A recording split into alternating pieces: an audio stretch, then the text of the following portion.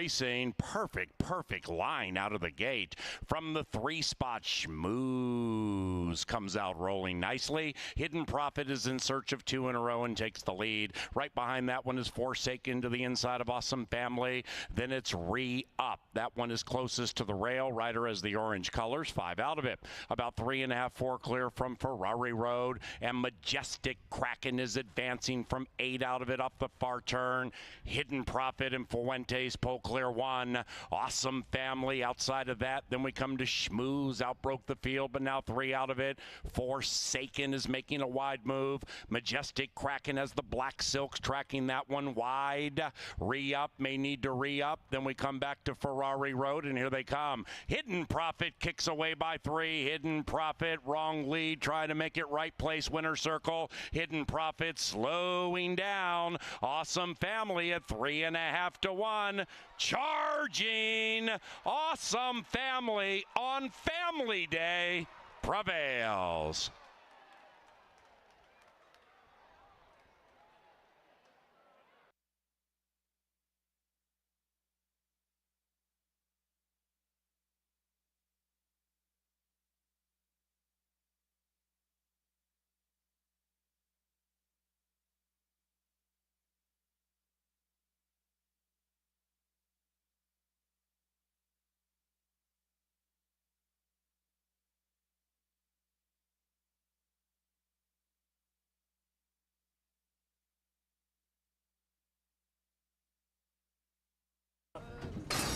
And they're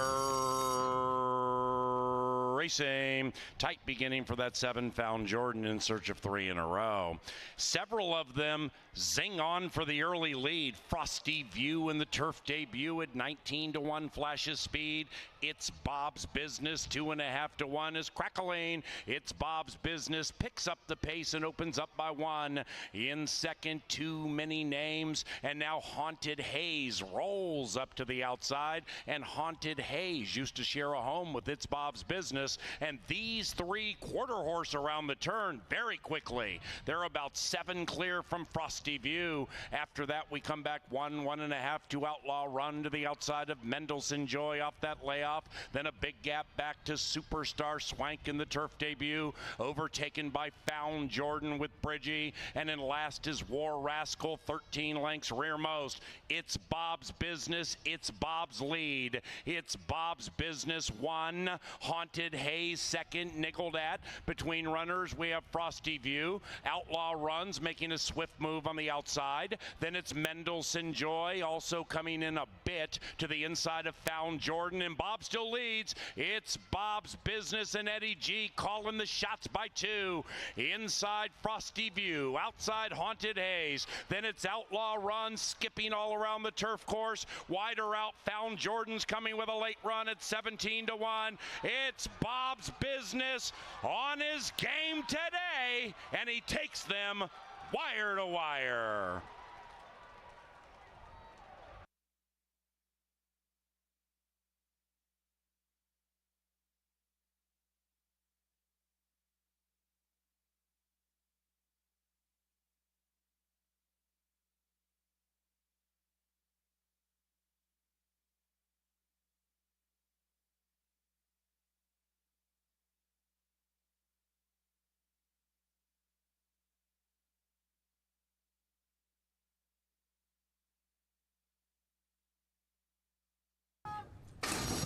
And they're racing. Wonderful start. Astronaut Oscar, the veteran, donning the shades, popped nicely, but has been overtaken by Head for Business. That's the fastest of the cast with 4.5 to go. Direct Action fires up to the outside of that 5, and Head for Business is being ridden for speed. Driscoll not on the lead, about 3 out of it, also being ridden, and 1.5 clear from Masterpiece Day. Then it's Cannonball coming about 5 away from Bumper Pool, and the one in last is Goose Drank Wine.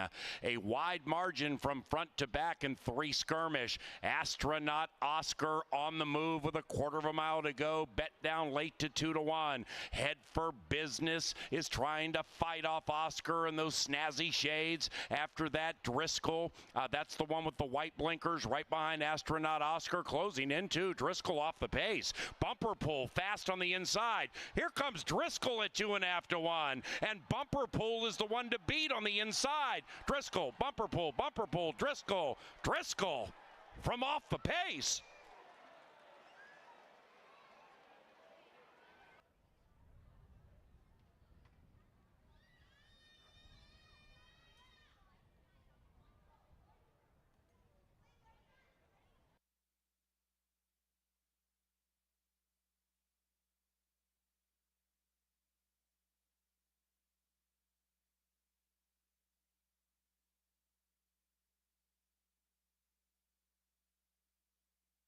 And they're set.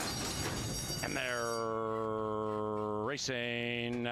California Swing went immediately back to last. Kids Inheritance at 4-1 is flashing speed with Johnny Dar.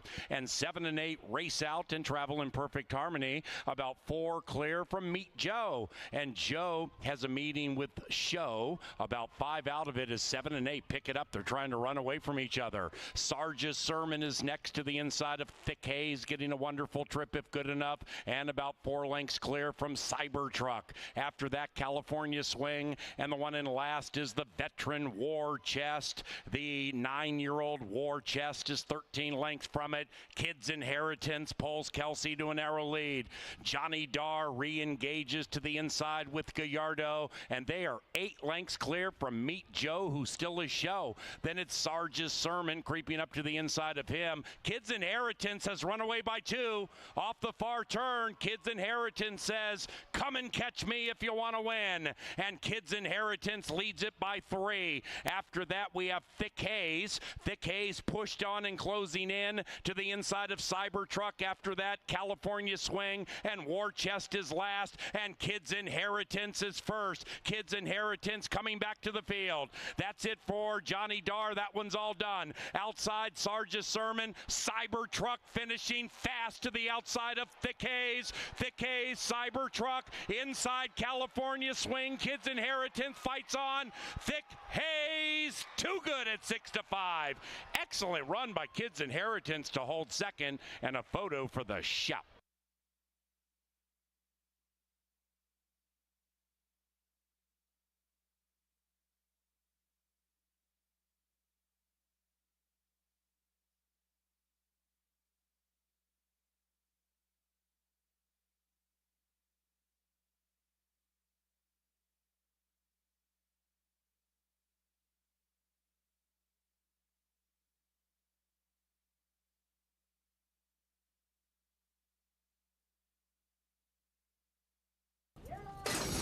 And they're racing, put a Q around that start. They popped as 1.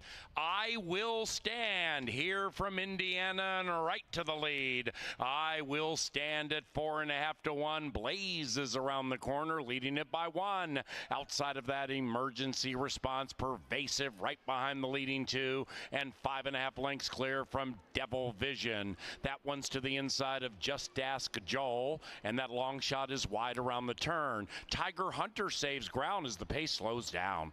The pace is slowing down. De Silva slows it down with I Will Stand. They're all covered by about 9 now, back near the rear. Calzone looking to win 2 in a row. Redasaur behind that one, and Past the Cat from the customary back of the pack, about 13 out of it, 3.5 to go. I Will Stand looking to stand tall, racing well off the inside. I Will Stand, 1 Emergency Response. Pervasive is next. Then we come back to Just Ask Joel. That one's to the outside of Devil Vision. Tiger Hunter's doing the moonwalk. Past the Cat beginning to run on. Out of last, now third last. Then it's Calzone, and at the rear is Redasaur. Round about the quarter pole. Up top, the leader is I Will Stand. I Will Stand leads it by 7 lengths from Emergency Response. And outside of that is Devil Vision. Then it's Pervasive. Past the Cat charging on fast, but it's going to be too late. right. This Indiana Steam, I Will Stand, came to Shakopee and got all the money at 3.5 to 1. I Will Stand stands tall.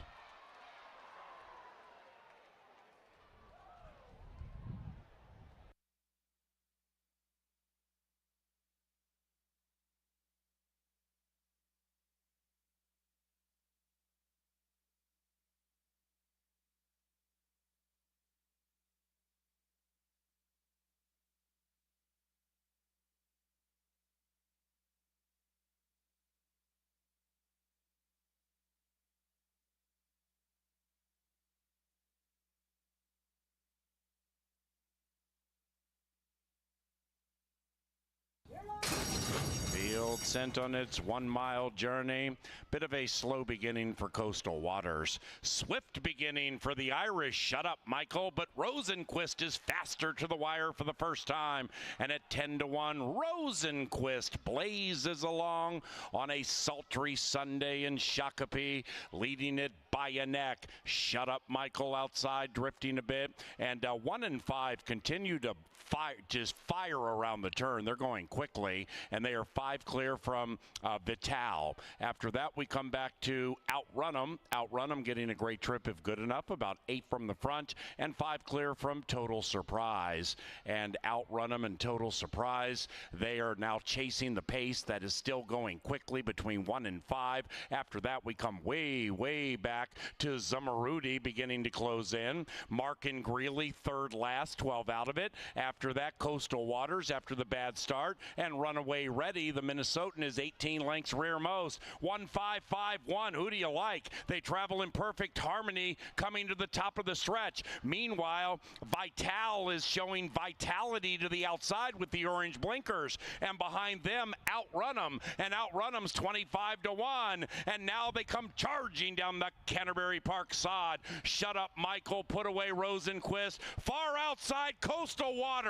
Holy cow! From the back of the pack, Coastal Waters, outhouse, penthouse, perhaps having to battle Total Surprise, who outfinishes him. That was very cool. Total Surprise pulls an upset.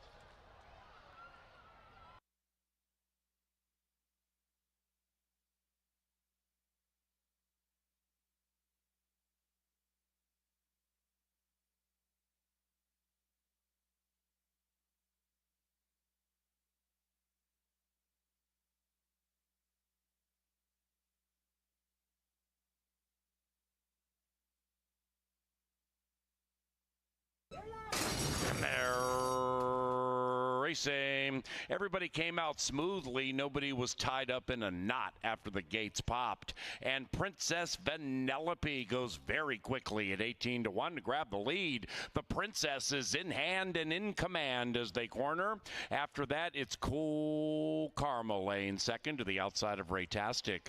Then we come to Carbonell, 8 lengths from the fast early pace being established by the filly Princess Vanellope. Vanellope and Lindsay head up the barn side, slowing down a bit and leading by 3. Dropped Cold is cruising in coyly on the inside. Dropped Cold on the move from 5th to 4th to 3rd, right up to 2nd. Red Sunshine tracks that one. After that, Too Hot to Stop. Too Hot to Stop making a move into the far turn, and Wicked Hope is last. And Princess Vanellope still is first. It's the Princess leading it by 1. Dropped Cold made that mid-race move, looking to sneak through to the inside. Likewise for Too Hot to Stop, made a big move, looking to roll by to the outside. Drop Cold takes the lead. Drop Cold 2.5 to 1, trying to knock him out. Princess Vanellope's blowing the turn. After that, we have Raytastic and Too Hot to Stop. Behind them, Cool Karma, and they're charging home now into the final 175.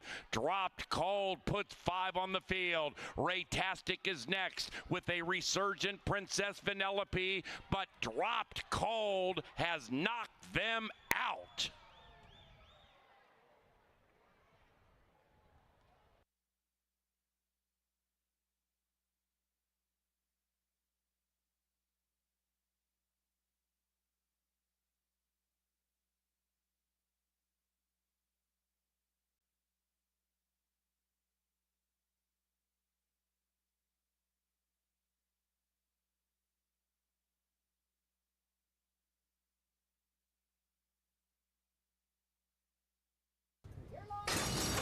And they're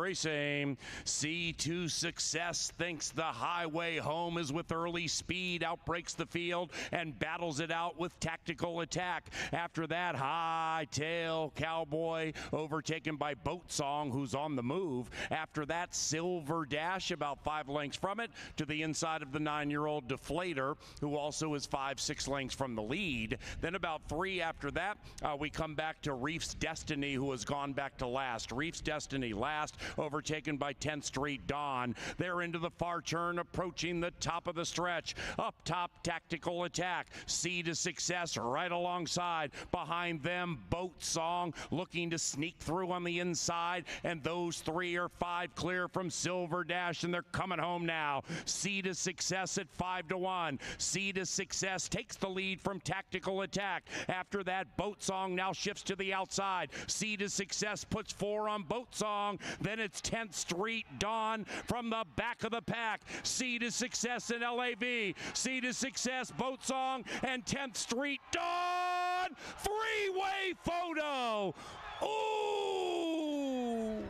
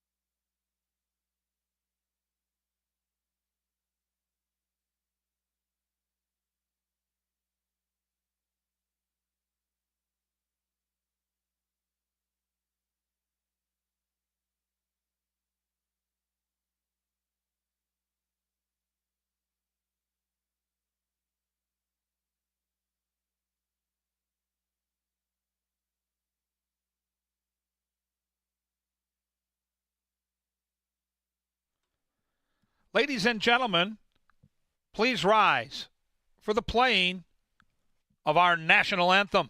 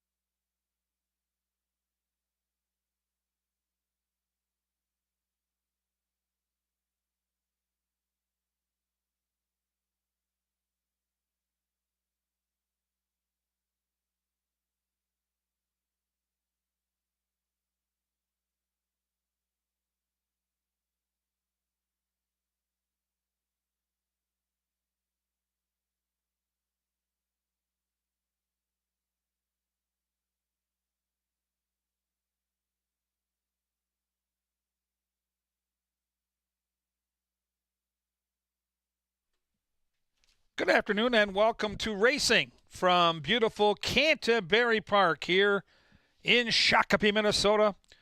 We're under mostly cloudy skies. The main track is sloppy, and we are off the turf tonight. If you'll get your programs handy, we'll go over a bevy of changes on our 9-race card this evening. Race 1 starts the 50-cent first 5 pick 5 with that 10% takeout. And there are no changes in race number 1.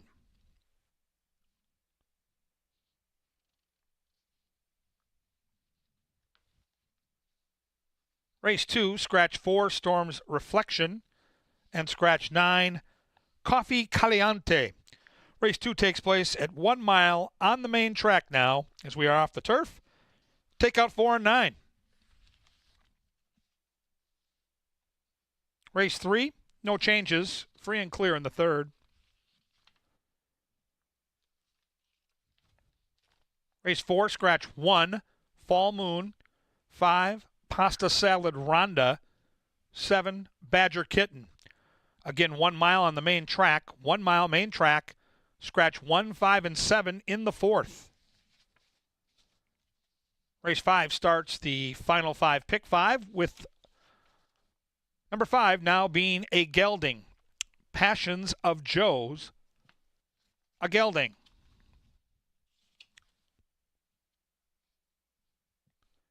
In race 6, we're going to go off the turf. 5 furlongs on the main track. Scratch 3, Channel 1. 4, Optimal Courage. 6, Crocodile Hunter. 8, Distorted Pro. 9, Hoya Paranoia. And 11, Central Park. Race 6, main track 5 furlongs. Scratch 3, 4, 6, 8, 9, and 11.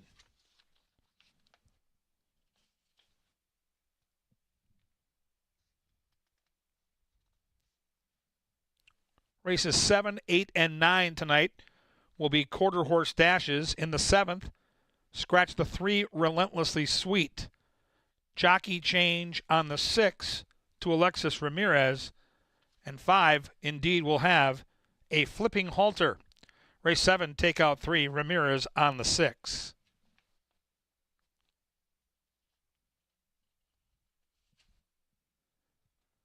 In race number 8, the 5, now ridden by Alexis Ramirez.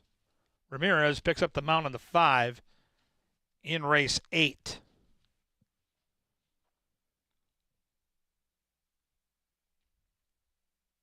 In our 9th and final, make the jockey Luis Maldonado on the deuce. The 2-horse picked up by Luis Maldonado. Sloppy and off. Time for touchdown tiles today at the races, featuring Jeff Madej and Angela Herman.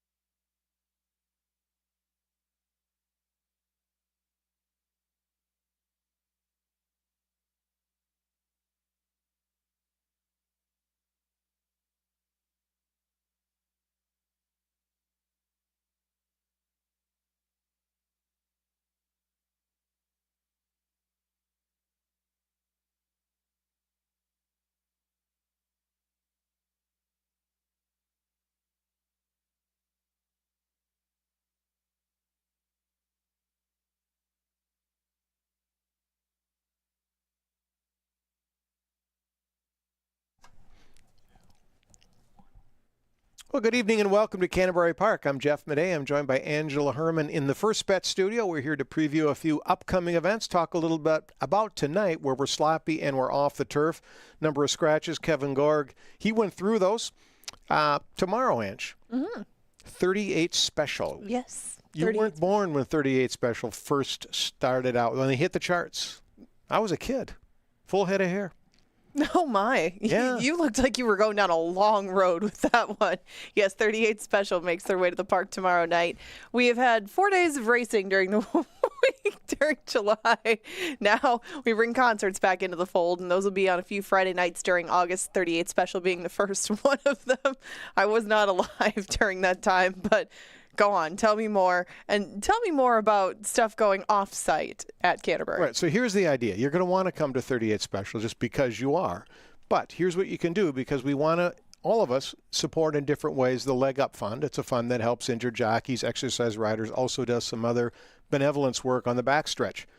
At the Pullman Club, you've been to the Pullman, one of the most famous bars in downtown Shakopee. A long time ago, yeah. Goes back.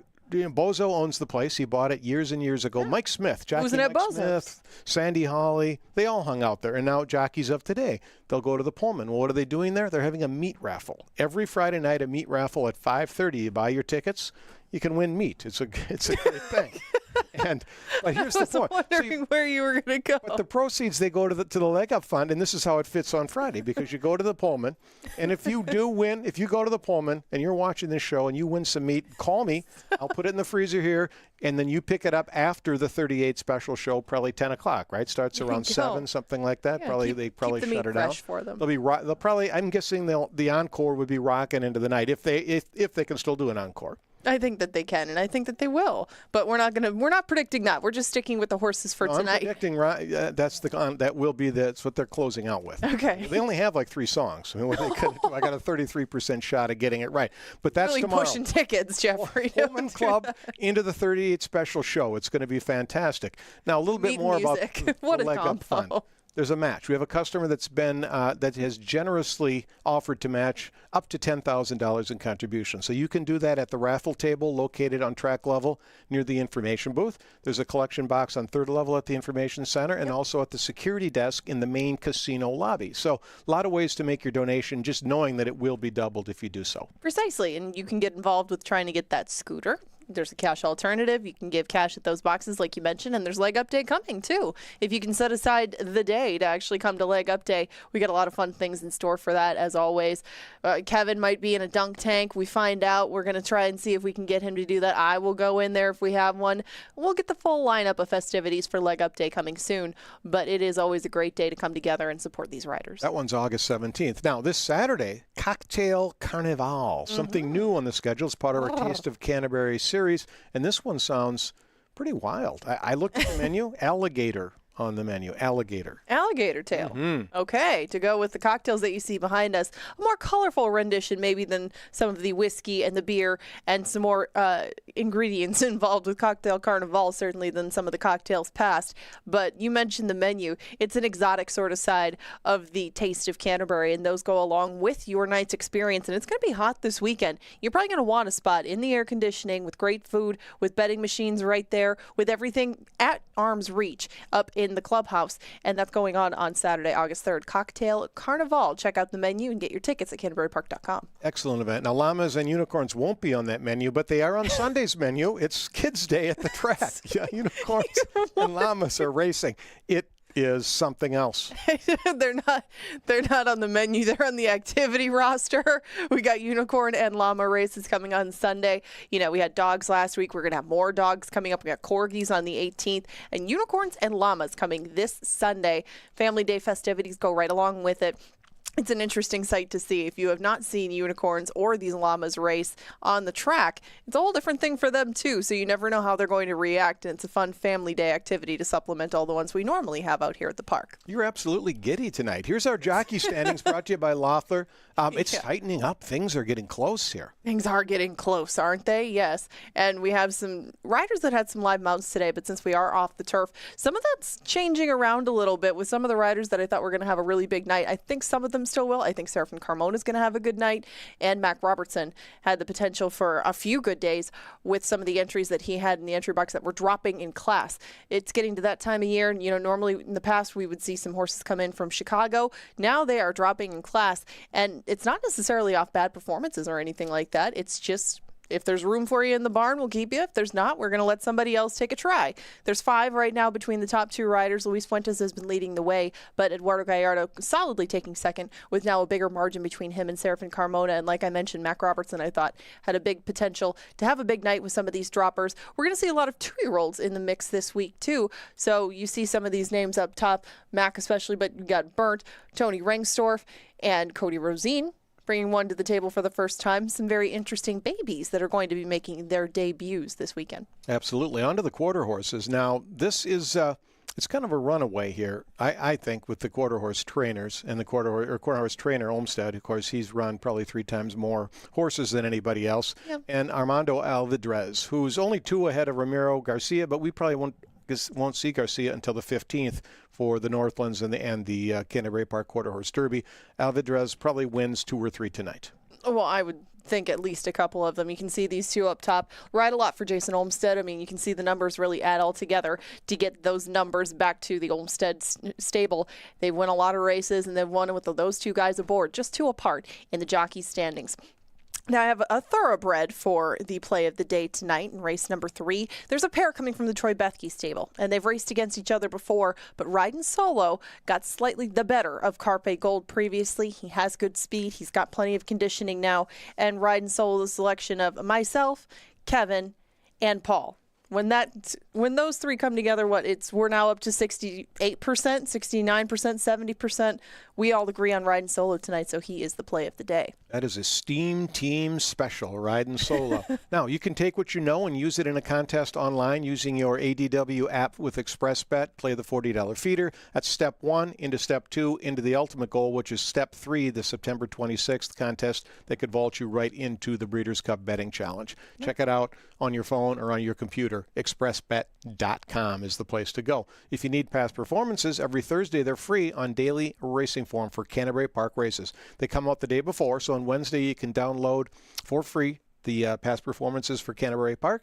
Do your handicapping, get out here to the track and cash some tickets. Right, and we're going to take a look a little bit later. We try each day that I do the angle to take a look at some of the different features that are available on the daily racing form, whether it be just regular past performances or Formulator. Formulator is an interesting tool to use, and it's a way to enhance your experience after you get to know the past performances a little bit better, but it's easy to do that when you get them for free each Thursday here at Canterbury. Absolutely well worth doing. And what else is well worth doing is the Pick 5. It's a 10% takeout, nothing lower in the nation.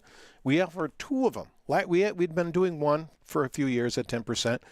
Just not enough. So we added a second one. Now we've got 2. Try to give away money. Yeah, and we do. Because we take less, we give back more in this wager, unlike anyone else in the country.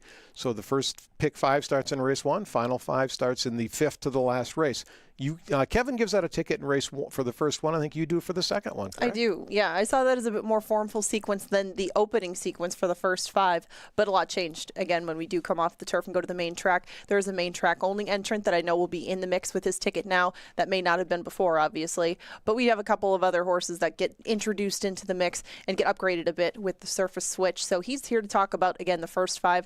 I will take you through the final 5 with quarter horses in the mix, Jeff's favorite, and we have a pretty balanced card for you here that starts off on a sloppy track. Absolutely. I think tonight's racing, even though there's been a surface change and there's been some scratches, I think that could lead to some upsets possibly. And if you're playing those Pick 5s, you really just need to beat 1, maybe 2 favorites for it to pay more than you would think it would just because of that low takeout. So well worth looking at. Kevin and Ange both have done the homework for you, so you can use some of their picks, maybe throw a couple of your own in, put your ticket in, and cash for size. You can see the horses, they're in the paddock for race number 1. There's a 1 to 5 on the board. Number 1, Sensical at 1 to 5. I'm guessing a lot of our public handicappers, including Kevin Gorg, might just have that one on top. Kevin's going to walk you through each and every runner in this 6-horse field. He'll take a look at this race. Kevin, are you out there? I'm out here, Jeff, and I'm ready to roll. I don't see 1 to 5. I've got the horse on top, but when you get to my Pick 5, I'll be using 3 horses here. I actually think there are a couple in here with a legitimate chance to upset the apple cart. And Paul Allen's talked about this numerous times. If you can beat a heavily favored horse like Sensical in a Pick 5 sequence, it pays ridiculously higher than it should. Now, I don't think he'll go off at 1 to 5. I think he goes off closer to 4 to 5. But bottom line is, I think you got to go 3 deep here, and I'll get to that as we analyze the race. You are looking at the favorite Sensical. That 82 Beyer speed figure last time does tower over this field. He's raced at Presque Isle and Ellis, and he looked awesome winning last time out. Now, Flash Humor came out of that race and ran a clunker last weekend. That is food for thought. But this horse should get a good trip. The wet track, to me, is a big question mark in this race. We don't have any experience really on paper outside of the outside marker Color Me Legendary, who frankly is in a little deep on paper. So the favorites in this race, the ones that are going to take money in the end, I think are going to be 1, 3, and 5. There's no wet track race experience. So feel free to take some chances. Yes, Sensical's the most likely winner. Yes, he's my top play. I just don't look at this race as a slam dunk. He's in good form. I think he'll get a good trip. It all depends on how he takes to that sloppy track. Number 2 is Justin Azteca, off since May of 2023. That's a layoff of around 15 months. You get blinkers on. Valerie Lund continues to do great things. She closed the show this past Sunday with another long shot winner, a 13-1 shot that came from last to get the money. She's already had a day this year during our racing meet where she had 4 winners on one card. So you can overlook Valerie Lund at your own peril. 9-1 here, a horse that's bred for a wet track, a horse that actually, when this horse was running consistently, was popping out with some nice speed figures. The layoff, though, is really the question mark. Carmona gets the call, and again, a nice price at near 10-1 up on the board. Army Kid has a big shot here. This horse, third off a layoff, won a race sprinting against top maidens, then went into a route race, went favored, went off at 1-5, and got beat. Now we're back in against sprinters. This horse is talented, and this horse can absolutely win this race. If you go by bloodlines for a wet track, this horse might relish it more than anybody else. He'll be on my pick 5 ticket. This much I promise, with Eddie G at 7-2. Longest shot on the board right now is Blue Jay Way. Number 4, David Van Winkle and Luis Valenzuela. Second time off the layoff. Second time Lasix. Ran against Quality Rags and ran like a horse that needed the race. We're going to draw a line through that effort. Second time back should be more fit. Does have a touch of speed, and speed on a wet track can always be fairly lethal. Number 5 is 86 Chevy. Do not sleep on this horse. Outside tracking speed, decent bloodlines for a wet track, and ran against a nice one last time in Quality Rags. Has been right there with Army Kid, has kept good company in all 4 career starts, and has never been worse than second. So this horse will also be on my pick 5 ticket. I'm a little surprised that 86 Chevy is up on the board right now at a juicy 8-1. Number 6 is the Minnesota bred in the field. This is Color Me Legendary. Pena gets the call for Alejandro Gomez. Tried claimers last time. Win Trips, a horse we're going to see later on this card, and ran okay. Showed some stalking speed. Had been routing. Always tough to make that transition back in against sprinters, and did have trouble out of the starting gate. Was bumped in that race. The only horse in this field with wet track experience. 2 tries on a wet track, and has hit the board in one of those. In fact, that was a 3rd place finish back in January at Oaklawn at 26-1. So there's an angle there if you're looking to make a case for the long shot. Color Me Legendary. Sensical is 2-5 up on the board. I'll go through that pick 5 ticket for you. It's a $27 ticket. We'll get to that after the horses come on the track. Right now, though, they leave the paddock. We got a big 9-race card, 6 thoroughbreds, 3 quarter horses, and all kinds of great betting opportunities, including that 10% takeout first 5, which starts in 9 minutes. Good luck and welcome to racing from Canterbury Park.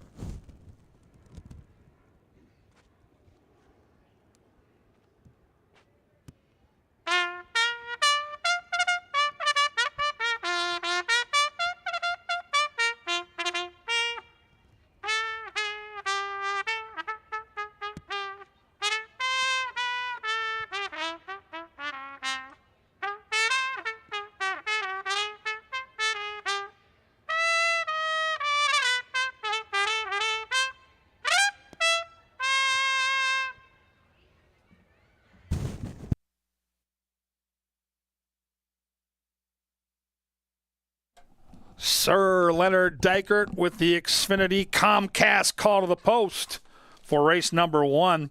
Win, play, show, exacta, trifecta, superfecta, daily double. A pick 3 on races 1, 2, and 3. And, of course, that 10% takeout pick 5. It all starts in 7 minutes.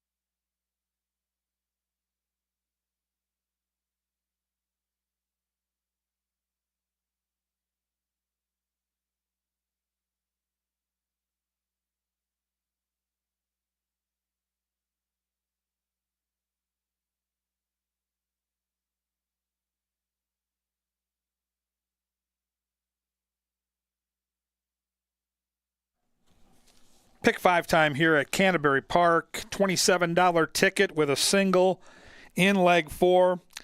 As I mentioned, the 1 is my top pick here, Sensical, but I fear the 3 Army Kid, and I think even the 586 Chevy has an outside chance. So I'm gonna use all 3 and try to get one of the prices home. If the 1 wins, we'll tip our hat and we'll move on. Leg 2, I'm gonna go 2, 5, and 7.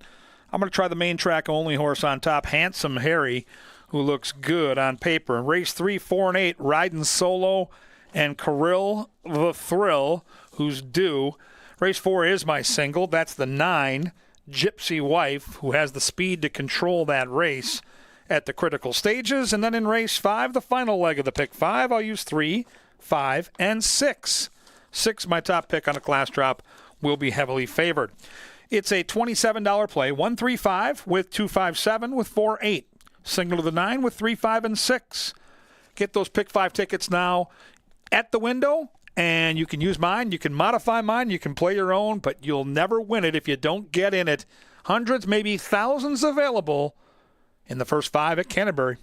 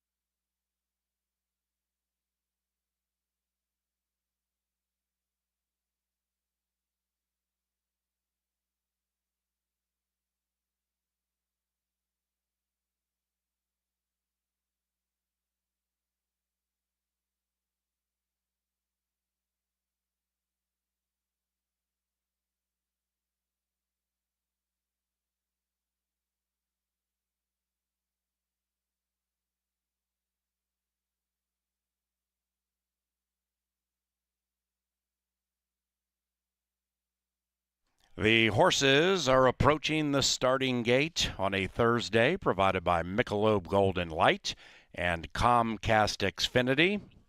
We also thank Apple Autos, Continental Diamond, Jim Beam, Kim Crawford Wines, and Quick Trip. Welcome to our featured groups this evening. They include Minnesota Millwork and Fixtures, the Service and Scholarship Celebration, the Greystone event in Wild Horse, Transamerica, and MNCPA Young Professionals Group Networking Event. They're at the gate. It's post time for the first on a sloppy main.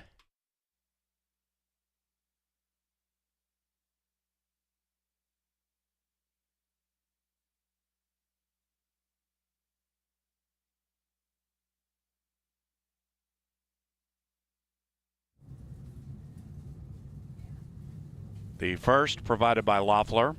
The John Deere dirt is sloppy. The turf races have been shifted to the main track. And we have a big favorite in the first in the shape of Sensical, looking to win 2 in a row.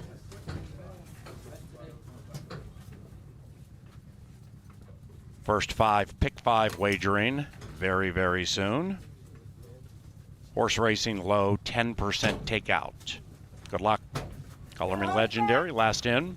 A 6-pack to start Thursday at CBY. And they're racing. That 2, Justin Azteca, was off slowly, missed it by a couple. Up top, Army Kid comes out firing. 86 Chevy revs up, and the favorite Sensicals to the inside, creeping up on said 2, joined by Blue Jay Way. That's the 4, 2.5 out of it. Then it's Justin Azteca, about a length clear from the trailer. Color Me Legendary, and 6 are covered by 6, and they have 3.5 to go. And now we have 3 astern into the turn. Army Kid leads it, trying to run away. Inside Sensical. Sensical is within a half. Outside of that, 86 Chevy. Blue Jay Way, 3 out of it behind them. Justin Azteca. Then it's Color Me Legendary, tailing off 10 out of it, round about the quarter pole. And at 2.5 to 1, Army Kid shows the way. That favorite Sensical right next to the rail. Now shifting to the outside of Army Kid, but Army Kid runs away by 2.5. After that, we have Sensical. That's it for 86 Chevy. Down to the final 110. Army Kid trying to go gate to wire. Here's the favorite, Sensical. Sensical saved the best for last and wins.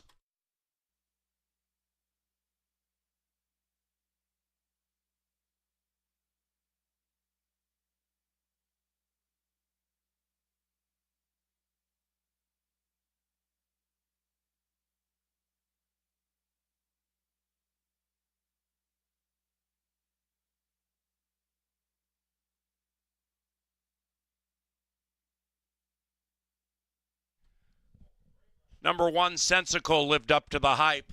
First, 1.352. 111.21 on the sloppy main.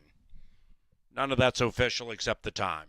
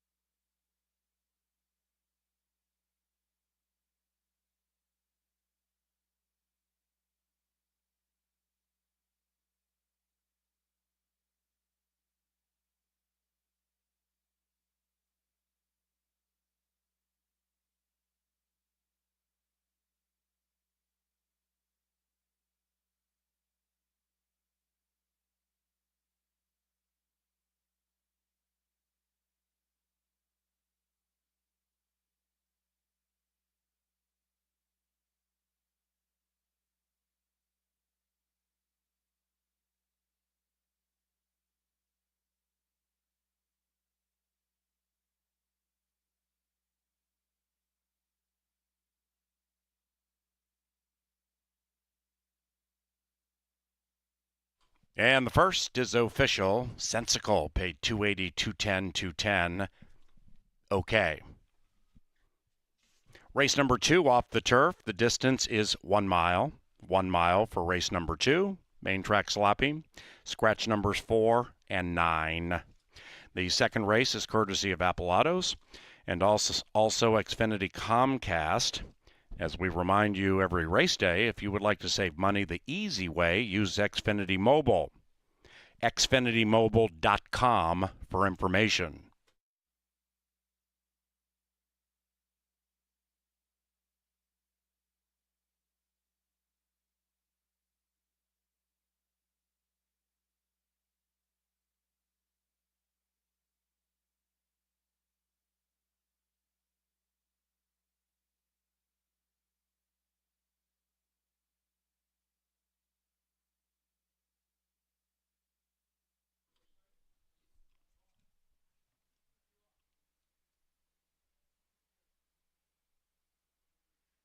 It's 2 in a row for Sensical and the winning rider, Fausto da Silva. The winning owner, Daniel Press, and the winning trainer, Brian Kenny.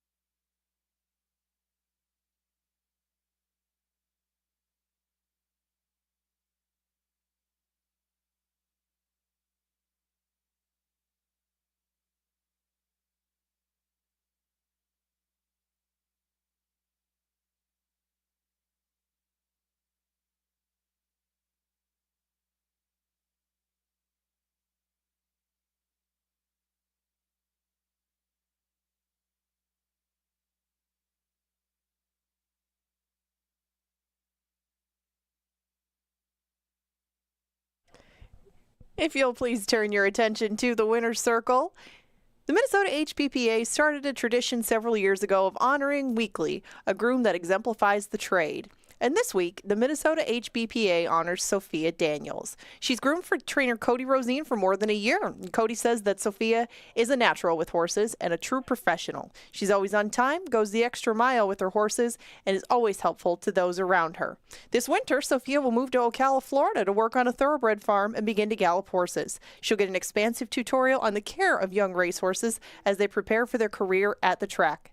Good luck in Florida, Sophia, and congratulations on being the Minnesota HBPA Groom of the Week. Brought to you by Bravi's Craft Mexican Kitchen and Laurel Boots.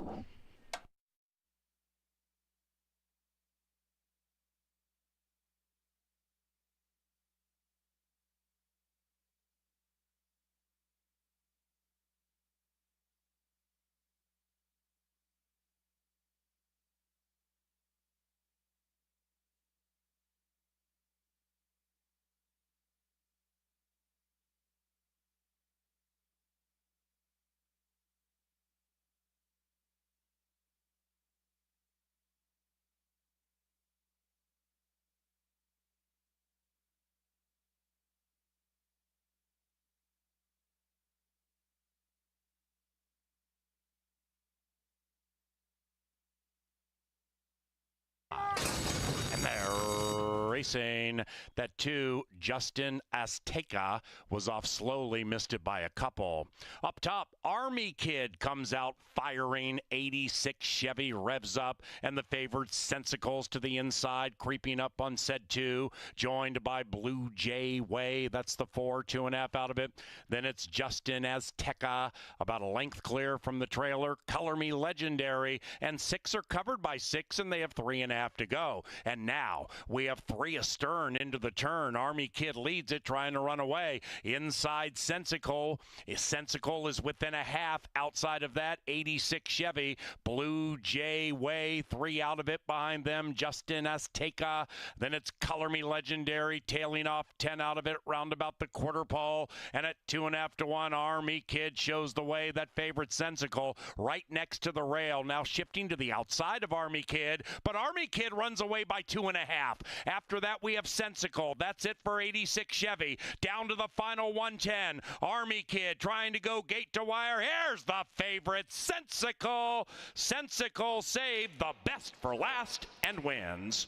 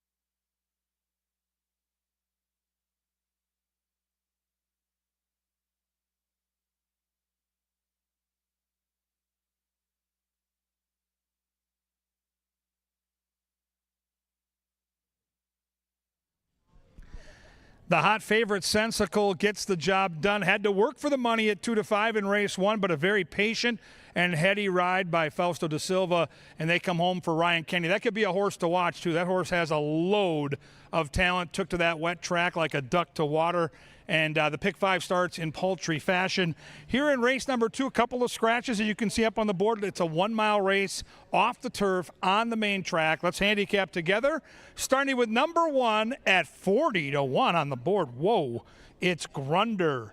Grunder has speed. Constantino Roman's the pilot. You get a great trainer. Tony Rengsdorf, 21% wins for Tony Rengsdorf, kind of quietly going about his business at the meet. Horse racing's a game where if you can win at 10%, if you're a trainer or a jockey and you can win 1 of 10, that's considered a good thing. So when you see 21% winner as a trainer, a horse that's got some speed and a good jockey, and you look up on the board and see that price, it's at least a little interesting. Number 2 is Franz, Luis Valenzuela for Vic Hansen, third off the bench, class drop, turf to dirt. You got all kinds of handicapping angles here. Last time out, ran against multiple winner at the meet, Mr. Muldoon. So I think Franz is a player here, and I think the fans early on in the betting agree at 7-2. Number 3 is Swamp Drainer. Chad Lindsay gets the call for Gabriel Silva. Has wet track experience, ships in from Lone Star down in Texas, and is going turf to dirt at 12-1. I'm going to fall into the 5 here, one of my horses that I liked scratched, so I'm going to try Handsome Harry. Pena gets the call for Silva. You know, he won stylishly last time, but that was against $5,000 claimers. Now we get the bump up in class, and now we're facing $10,000 claimers. That's the biggest question mark. Is he in good form? Of course. Does he have good controlling speed? Yes. But now it's a big jump up in class after beating $5,000 claimers. Can he validate that against double the price? And he is 7-5. Big Pete's taking the money early. Boy, Mouse must have gone to the ATM in early fashion himself. 10-1 morning line on Big Pete. Bet down to 2-1. Kelsey Haar for Tony Rengsdorf. This horse loves Canterbury, doesn't love winning. 2 for 35 lifetime, but he might be loose on the front. We'll see how far Big Pete can go. The betting steam right now at 2-1. 7 is O-Dog. O-Dog, ridden by Arroyo, trained by Brucey Rican, third off the bench. Kind of a deep closer that likes to amble out of the gate and make one big run late. There is speed in the race. If the speed gets tired, the dog should be coming, and he's 8-1. Number 8 is Infinite Moro. The jockey Da Silva looks to sweep the double. Tony Rengsdorf with yet another horse. So Rengsdorf's got all kinds of opportunities here. Like the 7, the 8 does not have a lot of early speed, but should be motoring from off the pace when they turn into the stretch. Race 2 starts an early pick 4 with races 2, 3, 4, and 5. And do remember, we come back this weekend racing Saturday at 5 o'clock and Sunday Pepsi Family Day at 1 o'clock. And if you need any details on tickets and you want to save a couple of bucks, head to CanterburyPark.com. Right now it's race 2, 1 mile on the main track. It's coming up, it's coming at you, and it's next.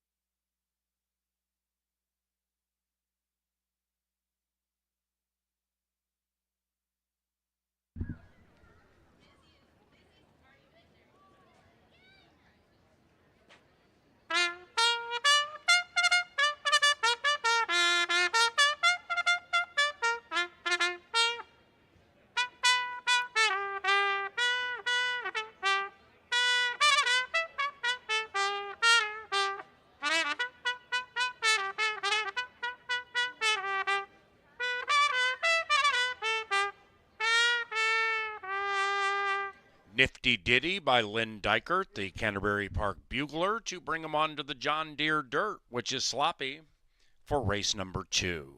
This race is off the turf. The distance is 1 mile. Scratch numbers 4 and 9. And pick 4 wagering begins about 5 minutes from now.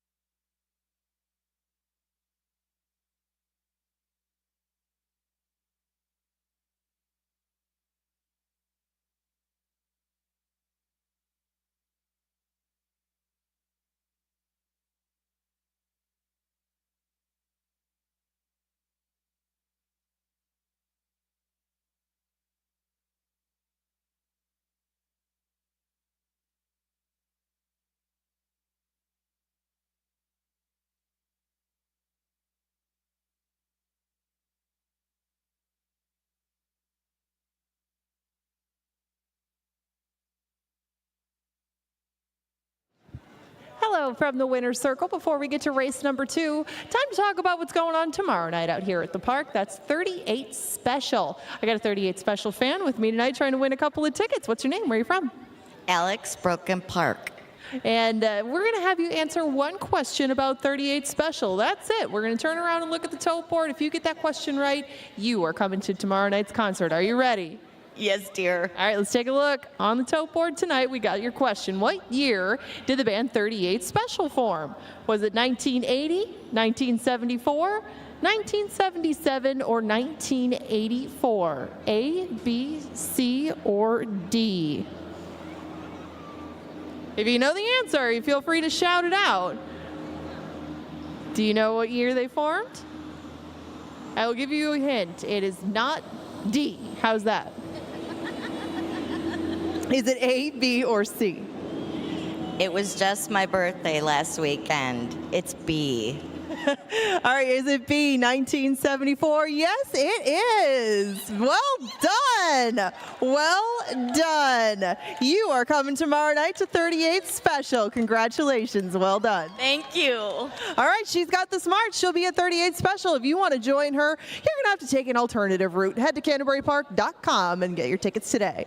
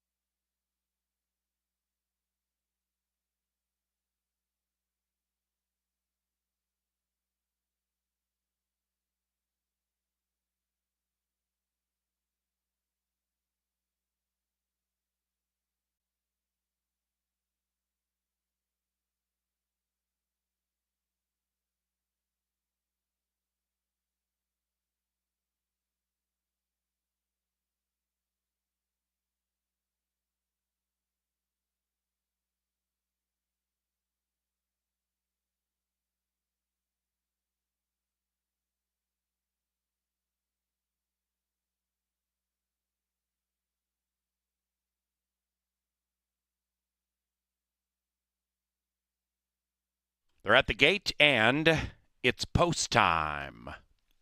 Into the gate for the second.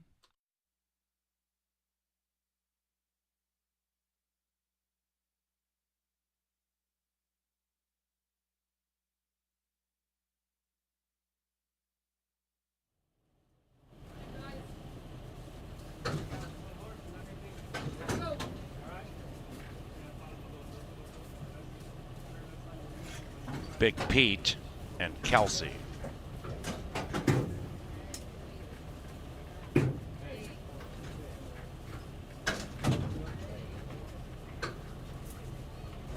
Two back now.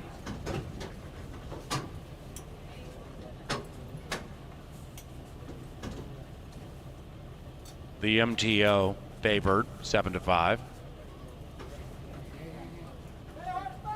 Our starter is Oscar Quitos.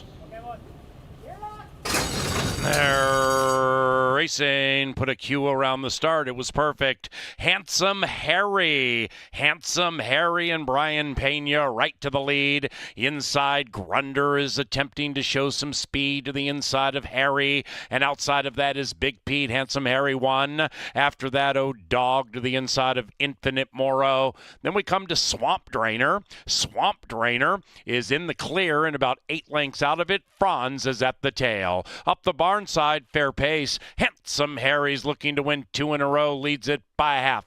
In second is Big Pete by a length and a. After that, Grunder. Now Grunder is joined by a couple to the outside. Dog between them. Infinite Moro, 4 out of it and wide. Then we come back to Swamp Drainer, and Franz at 2-1 is last and 13 lengths behind Harry. Handsome Harry threatening to run away. Handsome Harry nearly 2. Swamp Drainer, check that. Big Pete is shoved on hard. Then it's Grunder. After that, Infinite Moro, 5 wide to the outside of Dog. Franz is running on from behind, putting Swamp Drainer in last, and Handsome Harry is in first, cruising along. Handsome Harry, spotless cap to boot, 5. Big Pete still second. After that, Infinite Moro to the outside of Dog, and Franz is running on rather fast, but still about 10 out of it, and Handsome Harry just skips along on the sloppy mane.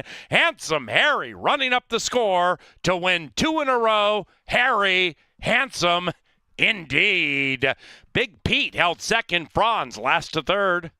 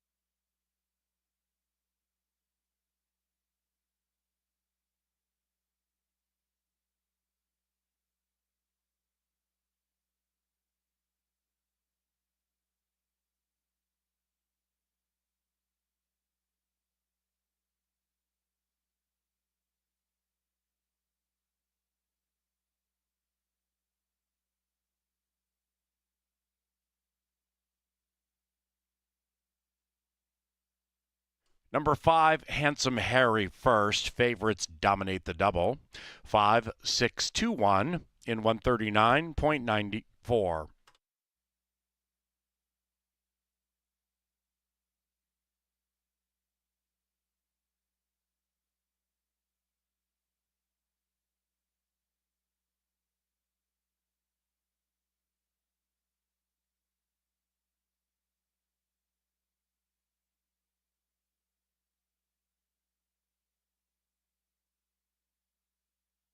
The second is official. into the winner's circle, it's Handsome Harry and Brian Pena. The winning owners, Big Iron Racing, and the winning trainer, Jose Silva Jr. Race number 3 is about 22 minutes from now. No scratches, no rider changes. And our third is courtesy of Anheuser-Busch and John Deere.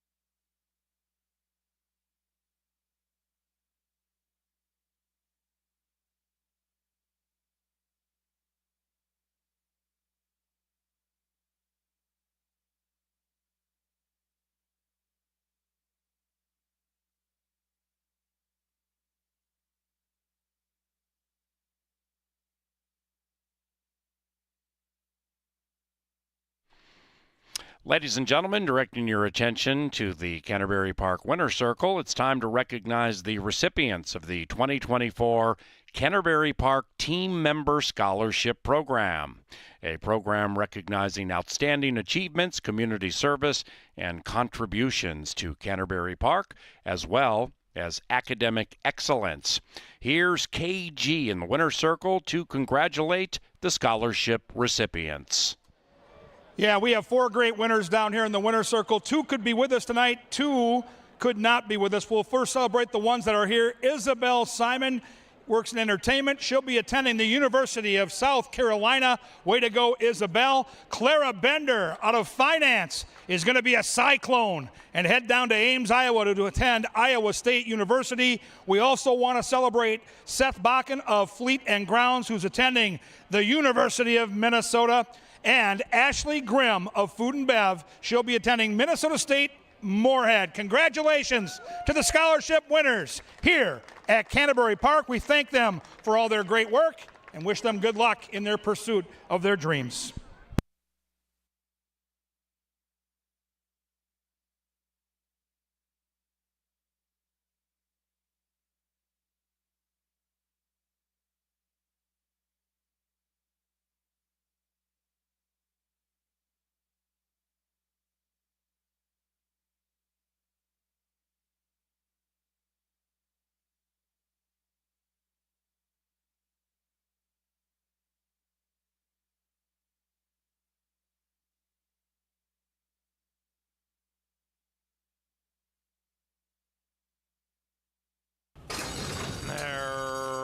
Racing put a Q around the start. It was perfect. Handsome Harry and Brian Pena right to the lead. Inside, Grunder is attempting to show some speed to the inside of Harry, and outside of that is Big Pete. Handsome Harry won. After that, Dog to the inside of Infinite Moro. Then we come to Swamp Drainer. Swamp Drainer is in the clear and about 8 lengths out of it. Franz is at the tail. Up the barn side, fair pace. Handsome Harry's looking to win 2 in a row, leads it by half. In second is Big Pete by a length and a. After that, Grunder. Now Grunder is joined by a couple to the outside. Dog between them. Infinite Moro, 4 out of it and wide. Then we come back to Swamp Drainer, and Franz at 2-1 is last and 13 lengths behind Harry. Handsome Harry threatening to run away. Handsome Harry nearly 2. Swamp Drainer, check that. Big Pete is shoved on hard. Then it's Grunder. After that, Infinite Moro 5 wide. wide to the outside of O-Dog. Franz is running on from behind, putting Swamp Drainer in last, and Handsome Harry is in first, cruising along. Handsome Harry, spotless cap to boot, 5. Big Pete still second. After that, Infinite Moro to the outside of O-Dog, and Franz is running on rather fast, but still about 10 out of it, and Handsome Harry just skips along on the sloppy mane. Handsome Harry running up the score to win 2 in a row. Harry, Handsome, indeed. Big Pete held second, Franz last to third.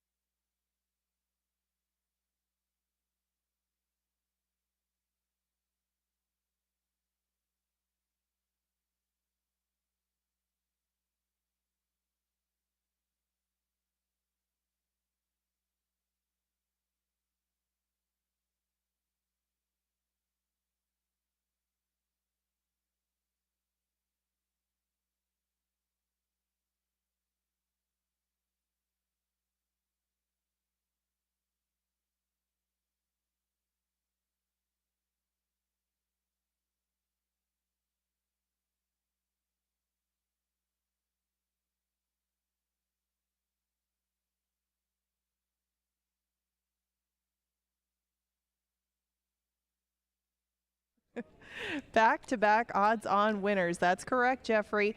They get bet down, and they both won. Handsome Harry, the latest to do it, is the main track-only entrant in race number 2. Now we're on to race number 3. Somebody will be a winner for the very first time. These maidens were all bred in the state of Minnesota. A $7,500 tag attached to each of them, and 6 furlongs is the distance in race number 3. I got 8 of them in the gate. The current favorites on the outside, but on the inside is Straight from the Deuce. And I see the Spunky Pup people here ready to support Straight from the Deuce and start number 6. This one has shown speed at times, but Straight from the Deuce hasn't been able to keep up necessarily after about 3 or 4 furlongs. It's the finishing furlongs that have been a problem for him, but Straight from the Deuce on the inside may be up there dictating terms early. He does have a couple of horses next to him who don't have his variety of speed, but Straight from the Deuce still has to escape Riding Solo and Carpe Gold to his outside, who have both given him a tussle on the front end in the past. Straight from the Deuce currently is at 12-1, but that's close to the price that you get on Cat with Class. Please make the owner on this one Jeff Hirsch. Jeff Hirsch owns Cat with Class, and this is start number 1 for the son of Classy Gent. Some off and on quick works in tow, including that nice gate work on July 14th. Cat with Class may have a bit of speed. De Silva's in the saddle for his very first start. I mean, they start him off at the bottom. They're giving him every opportunity to show what he's got at first asking. But Cat with Class is not taking too much money. He just took a little bit. Now he's down to 9-1. 13-1 is the price on Legacy in the Making. George Smith saddles this one for the 5th time. All 4 of those previous races did come this year, but he only really showed speed going longer. That's the problem with Legacy in the Making. He is going to probably be coming from off the pace. I'm not sure how much he's going to get to run down, and Legacy in the Making will remain one of the field's long shots with Kelsey Haar. Riding Solo is the selection of both mine, Kevin's, and Paul's. We all agreed on this one from the Bethke camp, and there's 2 in here. They raced as a team previously, but Riding Solo managed to put that one away before LL's Classy Dude came and got them both. Carpe Gold backed out a little bit. Riding Solo hung pretty tough, and even though he was dueling, he was also on a sloppy track that day. Some things to like, including his previous mud experience. Riding Solo sure liked it that day, and Riding Solo right now is at 9-5 and your solid second choice in this group. 11-1 the price on both Last Stand and West Dakota, both of them making start number 3. West Dakota's doing it on the drop. Last Stand tried that last time. It really didn't change the result too much. That was also against Minnesota breds, and it was his first foray against state bred company. But Last Stand and West Dakota may not be in the running early, as West Dakota did show a little bit more speed on the stretch out. Gets blinkers today, and West Dakota makes a nice impression down in the paddock, as does Riding Solo as he goes past me right now. Carpe Gold, the other one from the Bethke camp, has plenty of experience. This is start number 6, and he's shown speed in the 2 most recent ones, and those were both against Minnesota breds. That was when he was dropped in for a tag for the first couple of times. Carpe Gold now lands outside of Riding Solo, which may prove to be advantageous. This one drew the rail last time around, had to do all the dirty work early. They went quick. He did get tired late, though, and Carpe Gold just has to stick around a little bit longer than he has in those last 2. Corella Thrill on the outside was taking money from the start, and right now he is 3-2. He looks good down in the paddock, and Corella Thrill is going to go back to sprinting. He's done this twice. He managed to stay in the thick of things both against special weights and against more pricey maiden claiming foes, but things just haven't gone right for Corella Thrill since that time. Luis Fuentes will pick up the reins, try to shake this one up. He has quite the pedigree to be a nice horse. Corella Thrill just not finding his forte yet, and he is your current favorite at 6-5. This third race, win, play, show, exactas tries, supers, doubles, and dollar pick 3s, all aboard a very bountiful wagering menu. We have a power play coming up, and the Xfinity Comcast, call to the post, takes them out onto the track for race number 3. Stay tuned.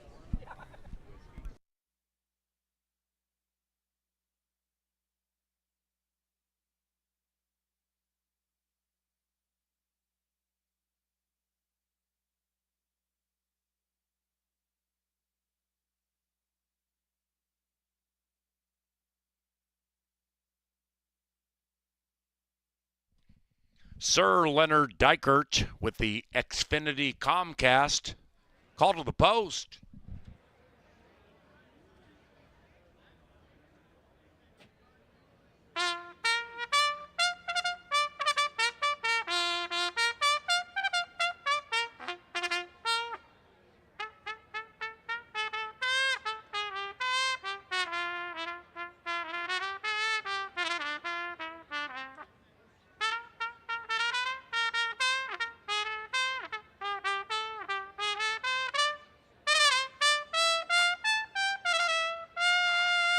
Here they come to the sloppy main for race number 3. Bet more, win more.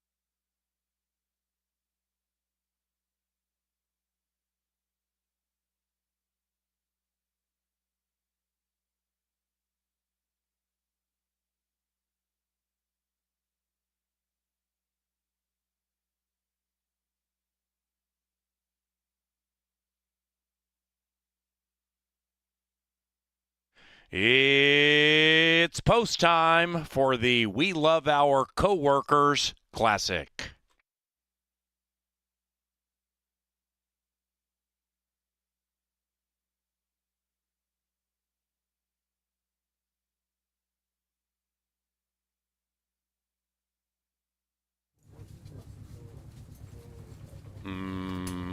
Moving in. Riding Solo, getting a majority of the late in the win wagering, down to 7-5. Kirill the Thrill just went from 5-2 to 8-5. Riding Solo up to 3-2. Last Stand 4.5 to 1. Everybody else double digits. Riding Solo, last in, 8 in the gate after Kirill the Thrill loads. And it come. And they're racing. Slow beginning for the firster. Cat with class. Great beginning for Riding Solos, trying to ride solo on the lead.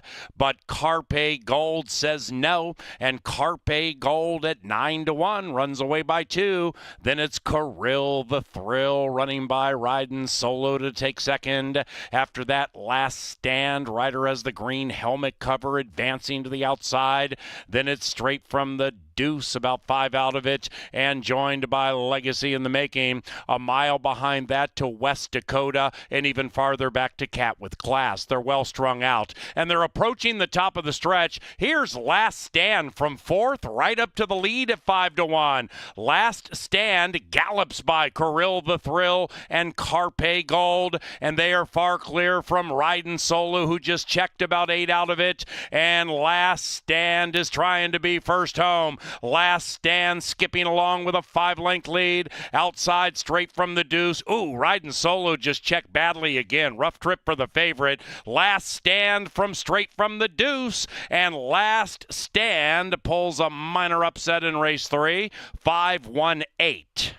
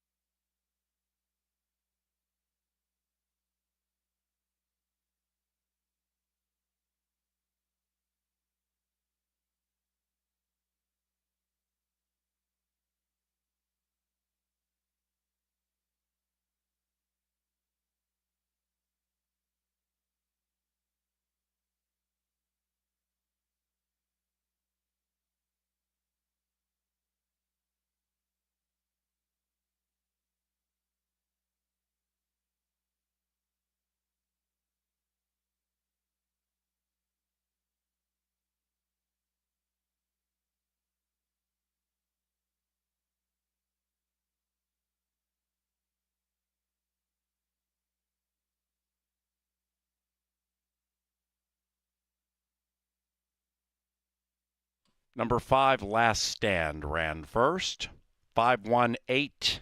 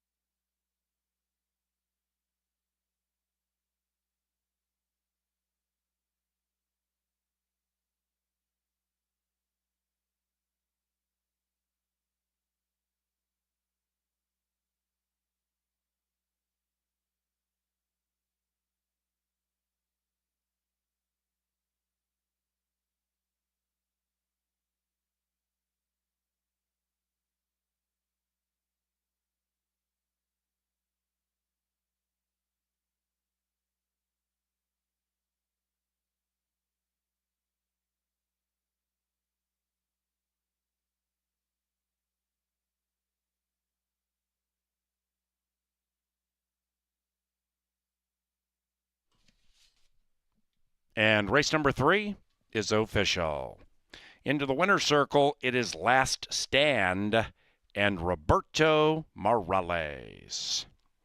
Last Stand is a 3-year-old brown gelding by Sapphire Sandy out of Glory to the Captain.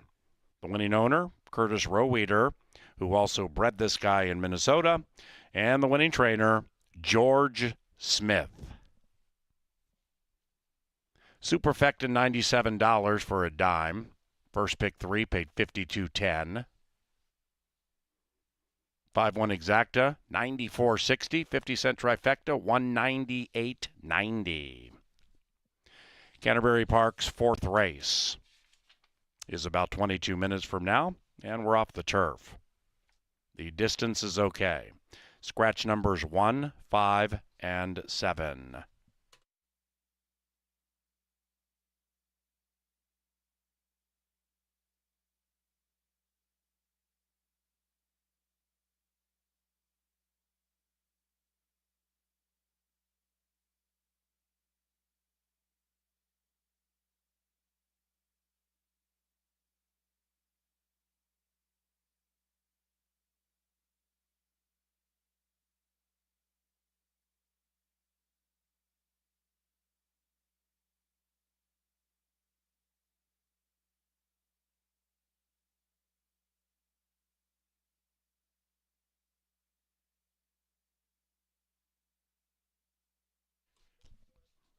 Ladies and gentlemen, in the Canterbury Park Winner's Circle, we are honoring our dedicated team members for their commitment and loyalty for 15, 20, 25, and 30 years of service here at Canterbury Park.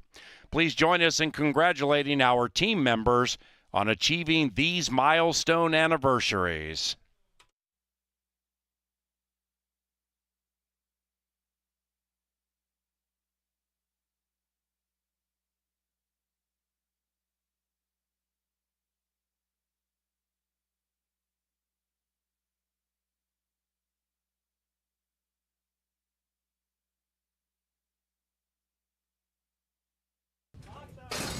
And they're racing. Slow beginning for the firster. Cat with Class.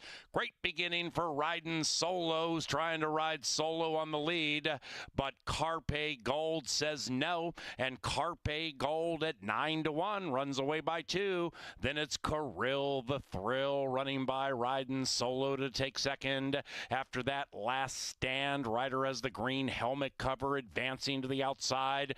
Then it's Straight from the Deuce, about 5 out of it, and joined by Legacy in the Making. A mile behind that to West Dakota, and even farther back to Cat with Class. They're well strung out, and they're approaching the top of the stretch. Here's Last Stand from 4th, right up to the lead at 5-1. Last Stand gallops by Kirill the Thrill and Carpe Gold, and they are far clear from Riding Solo, who just checked about 8 out of it, and Last Stand is trying to be first home. Last Stand skipping along with a 5-length lead. Outside, Straight from the Deuce. Ooh, Riding Solo just checked badly again. Rough trip for the favorite. Last Stand from Straight from the Deuce. And Last Stand pulls a minor upset in race 3. 5-1-8.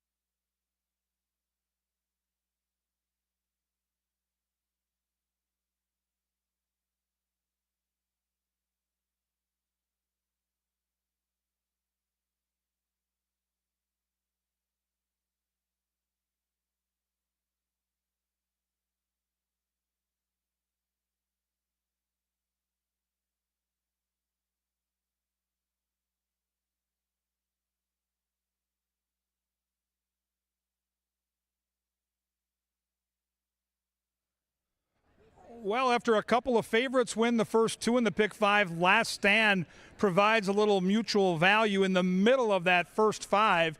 If you had it, you're probably going to eliminate 60-70% of the tickets right there. You've got two more hurdles to overcome, including our fourth race here, which is a 1 mile event off the turf and on the main track. And you can see the scratches up on the board, 1, 5, and 7 a route. Number 2 is Golden Gopher, was my top pick on the turf. I've got him in got her in the mix here in third on the main track. The dirt form is okay. The turf form is really good, but sometimes those turf horses that are in good form can bounce right over to the sloppy track and handle the going. Looks good down here in the paddock. It's been real steamy of late in this part of the country, but a little reprieve from that with the rain we got, so the horses really aren't and shouldn't be showing a lot of lather today. Unplucked Gem, Morales gets the call for Rushton as the jockey looks to go back-to-back. Good energy in the paddock from Unplucked Gem. 3 career wins, all 3 of those wins on a main track, and 3 starts on a wet track, 2 times second place in those 3 starts, so at least a couple handicapping angles to nibble at if you like the long shot. Number 4 is Arazu. De Silva gets the call for Dougie Jones. 4 for 52 lifetime. 1 of those 4 wins on the main track. 3 of those 4 wins on the turf. Last time out showed much improved early speed. Off at 30-1 against Bet Your Assets, who's won a couple times here at Canterbury this season. So that tells me the horse is getting sharp right now. So maybe the horse can continue that sharp improvement at double digits here. Number 6 is Hurricane Hunter. Pena for Silva, one of only 2 horses in the gate that owns a win on a wet track. Now the pesky part of the equation, get this, 38 career starts, 10 thirds, 11 seconds, so 21 times second or third and just 3 wins. Is the horse unlucky? I don't know, but the horse has been right there and just needs a little bit more late to get over the hump. Lost a dirty photo last time at nearly 6-1. 8 is Fat and Furious. This horse tried the turf last time, showed some speed and faded. Kelsey Haar's average win mutual this year, get this, $28 for a $2 win bet. What a great long shot jockey. She's 7-1 here. I'm going to go with Gypsy Wife. This is not a real alacritive pick, but Gypsy Wife looks really good on paper. Kevin Eckelberry, my dear friend, the trainer. Luis Fuentes, our top jockey. The only thing I worry about is that last race was super taxing, but a very crafty trainer gave this horse a little extra time off, a sharp workout down in Iowa in between. Kevin knows exactly what he's doing, and this horse is in good form and with a good trip, I think gets the money here at 8-5. Number 10 is Warrior's Moon. Eddie G gets the call for Tanner Tracy. This horse likes to use that stalking speed, and I think from that outside post will likely have to use some of that speed to get into position at 8-1. Who do you like? We're off the turf and on the main track. We just saw our first upset. It's a 1 mile race on the main track. It's race number 4. They'll be at the gate in around 8, and then they're gonna get it on.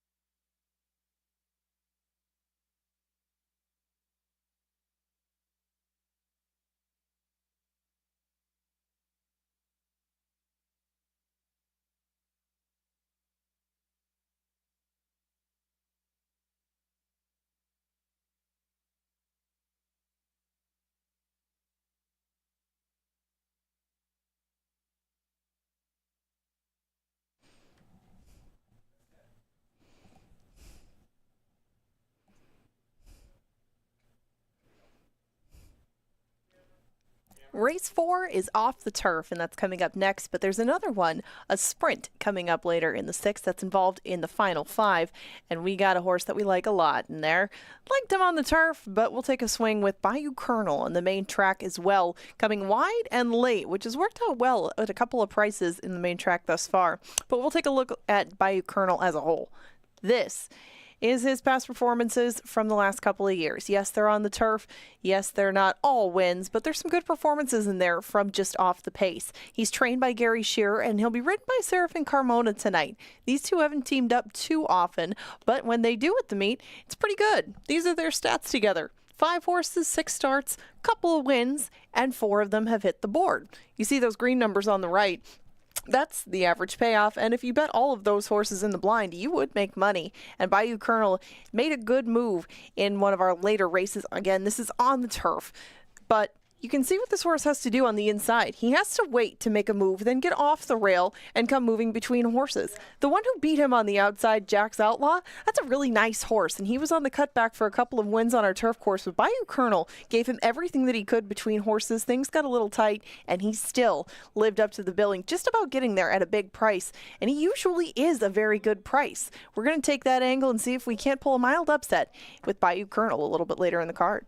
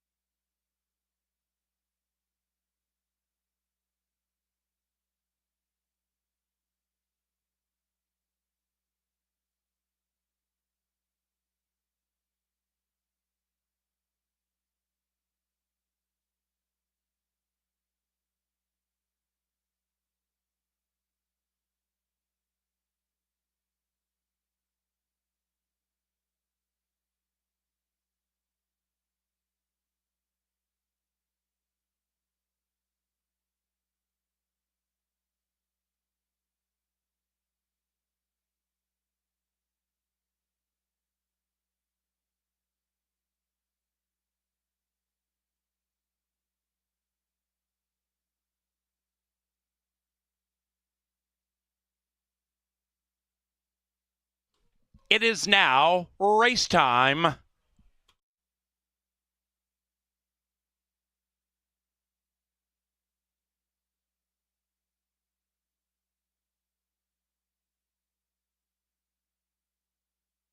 Into the gate for the fourth, provided by Jim Beam Bourbon. Elegant, smooth, refined. We also thank Busch Light for 2024 sponsorship. Here they come. Fat and Furious. Unplucked Gem. Gypsy Wife. The trainer is on site. Warrior's Moon. And Irazu. Still out, Houston.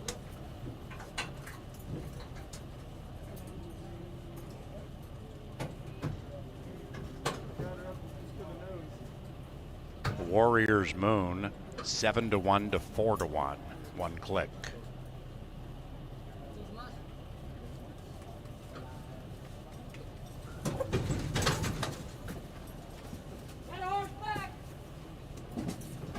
All right. They're racing.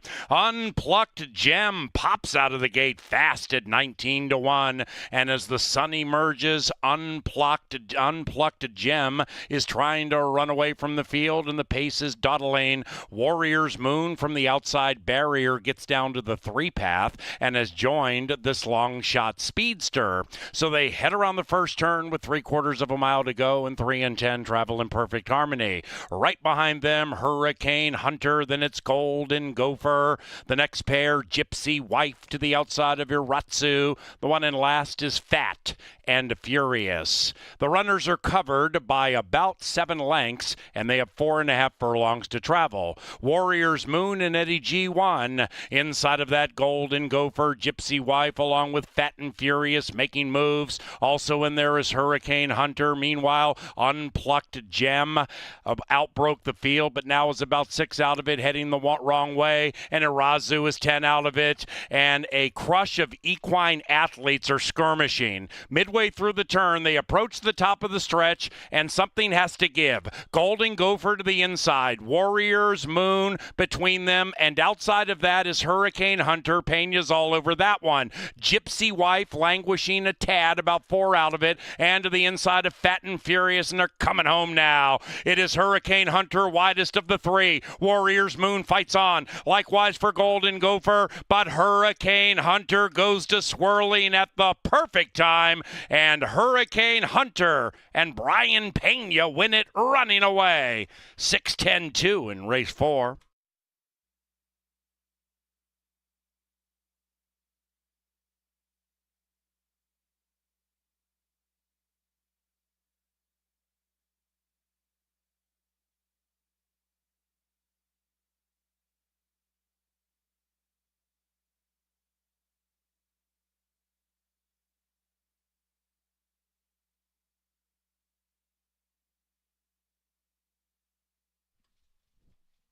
Hurricane Hunter, 2 for 3 when it's wet, first. 6-10-2-9 in 141.41. Hold them all.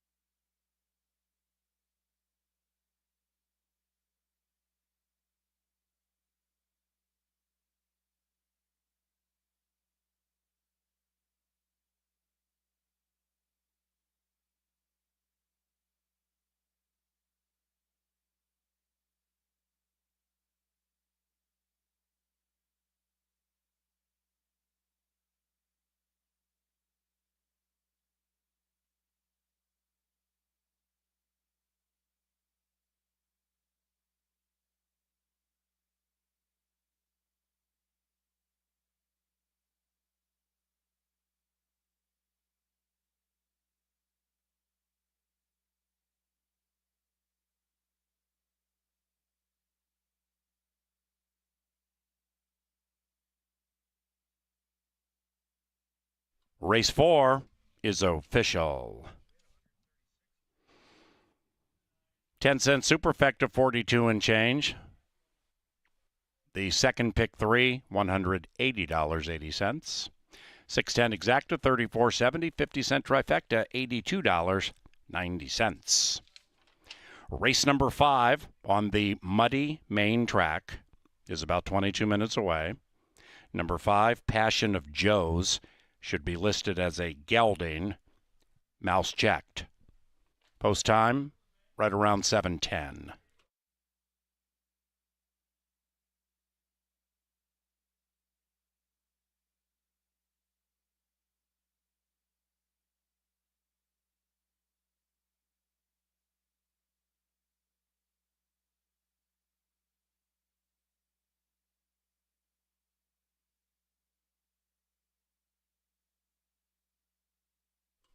To the winner's circle, Hurricane Hunter. 2 wins tonight for jockey Brian Pena.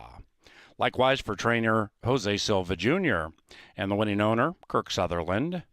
Hurricane Hunter is a 7-year-old brown mare by Americane out of Sari Marais, bred in Minnesota by Dr. Joel Zamzow.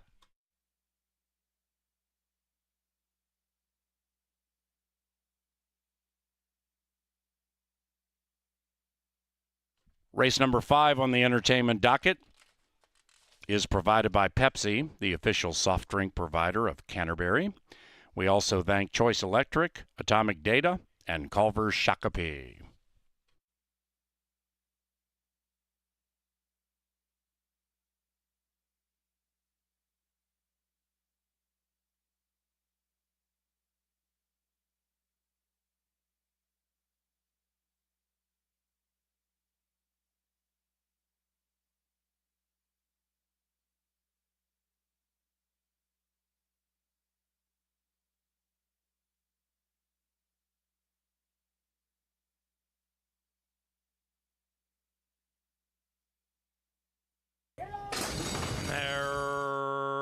Racing.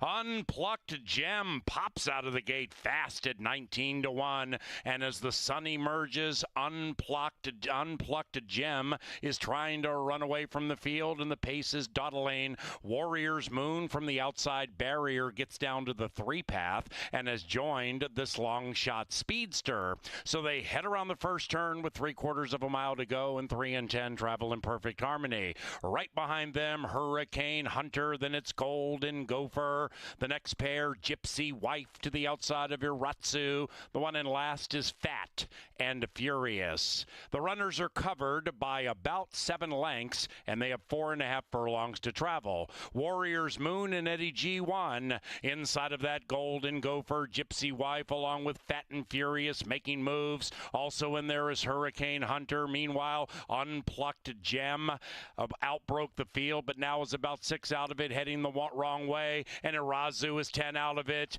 and a crush of equine athletes are skirmishing. Midway through the turn, they approach the top of the stretch, and something has to give. Golden Gopher to the inside, Warrior's Moon between them, and outside of that is Hurricane Hunter. Pena's all over that one. Gypsy Wife languishing a tad, about 4 out of it, and to the inside of Fat and Furious, and they're coming home now. It is Hurricane Hunter, widest of the 3. Warrior's Moon fights on. Likewise for Golden Gopher, but Hurricane Hunter goes to swirling at the perfect time, and Hurricane Hunter and Brian Pena win it running away. 6:10-2 in race 4.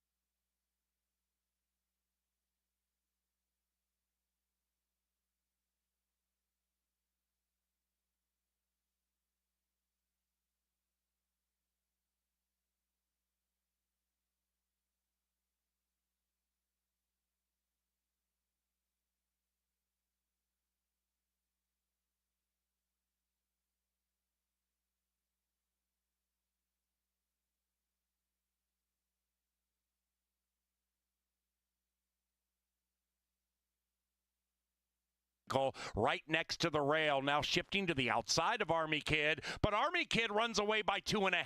After that, we have Sensical. That's it for 86 Chevy. Down to the final 110. Army Kid trying to go gate to wire. Here's the favorite, Sensical. Sensical saved the best for last and wins. Pete still second. After that, Infinite Moro to the outside of O-Dog. And Franz is running on rather fast, but still about 10 out of it. And Handsome Harry just skips along on the sloppy main. Handsome Harry running up the score to win 2 in a row. Harry, Handsome, indeed. Big Pete held second. Franz last to third. About 8 out of it, and Last Stand is trying to be first home. Last Stand skipping along with a 5-length lead. Outside straight from the deuce. Ooh, riding solo just checked badly again. Rough trip for the favorite. Last Stand from straight from the deuce, and Last Stand pulls a minor upset in race 3. 5-1-8.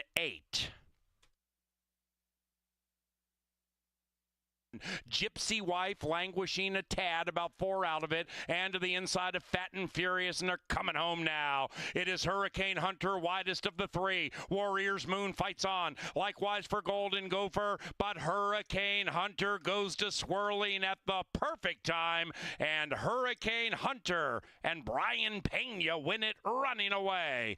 6-10-2 in race 4.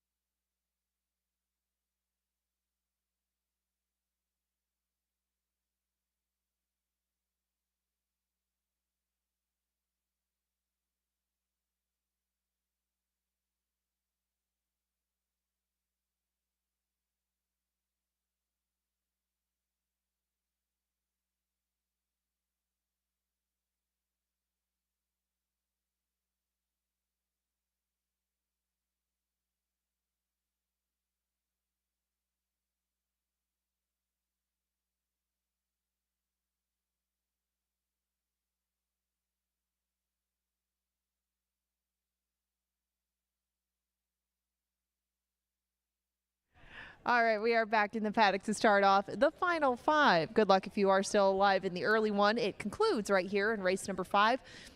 This one was forecast for the dirt. We go 5 furlongs in our 5th race, and my ticket's going to be very small. I made a $6 play in this late pick 5 because I saw it, frankly, very formful. The first couple of races were that way. I saw the last set of them going that way as well. I singled Wind Trip in here. Wind Trip is going to be a very popular single. If you are playing this pick 5 and you don't like him, you're going to separate yourself from the rest of the group. Wind Trip stands as a very formidable favorite in this 5th race. And I went 1 and 10 in the next. You know, I had Bayou Colonel on top on the turf. I'm going to stick with him on the dirt, but I'm going to add 21 and change on the inside just because of how well he handled the muddy track a couple back and the speed that he brings to the table that Bayou Colonel does not have to his outside. Now, Turning Point, PJ's Dynasty are the only 2 that I used in race number 7. I'm sticking with inside quarter horses, and I'm not sure that's going to be a great tactic going forward. We'll find out how it does play in the quarter horse races because I singled Penner Ash. Both of these 2 Olmsted trainees are going to come from the inside.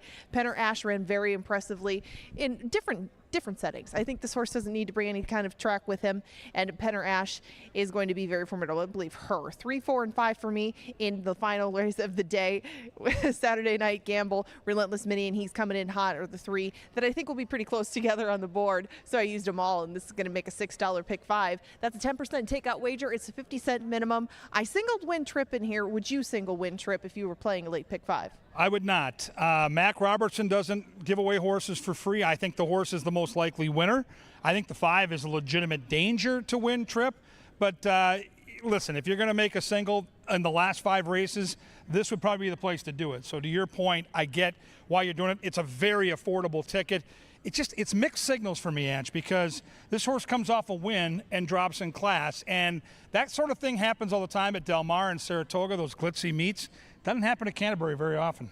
That's fair, but we're going to get into Win Trip in a moment. Let's start with JJ's Wildcat on the inside, because JJ's Wildcat, I Wish I Could, Happy Hour Bobby, and even Cinco El Sovereign all lined up next to each other. Each one of them possesses some speed. JJ's Wildcat didn't show it last time, but did in his 2 previous starts up here to start the year. Your thoughts? Well, he's going to hug the rail, and, on these muddy nights, the rail is hit or miss. And it hasn't been terrible tonight, but this horse is going to have to improve sharply to get the win. It is a drop-in class, even though it's open company. This horse has been facing state bred allowance, 34,000 types. So looks good enough in the paddock. Would I put this horse on top? No. If you're going to play a superfecta on the bottom side, maybe. The 2 makes a nice impression in the paddock. Again, on paper might be a different story, but the energy out here by the 2, I Wish I Could, is intriguing. Second time blinkers, your thoughts? He's a little bit warm down here, but I Wish I Could is jogging around on his toes and has speed as well. It looks like this horse is just playing better when he's on the lead. When he gets beat to the lead, he doesn't hold up quite as well. They are probably going to send from the inside with I Wish I Could, and your price would be better on him than some of the other speed horses in here. Right now, that price is 15 to 1. The one that's making the best impression thus far to me, though, is Happy Hour Bobby right next door at 3 to 1, looking to rebound off a Prairie Meadows race in a different league. Yeah, he's fast. Happy Hour Bobby has speed. If anybody else wants the lead, they're going to have to earn it to get there. Blinkers come off, so that's an interesting angle there. Up from Iowa, similar company and taking money too. 6 to 1 morning line, cut in half by the betting public. Next is Cinco El Sovereign, Miguel Angel Silva, and he's one of the guys that you've tabbed at prices before. Can this one do it again? Oh, he certainly could. I mean, he chased the winner pretty hard last time through some decent fractions. I mean, they went just a shade under 46. He started falling back passing the quarter pole. He got nosed on the line for second, but Cinco El Sovereign should at least be another pace presence, and being that it is his second start off a layoff, I think he'll last a little bit longer, and he is a very good price. I would not expect to see him stay at 15 to 1, but if he does, you use him in your plays.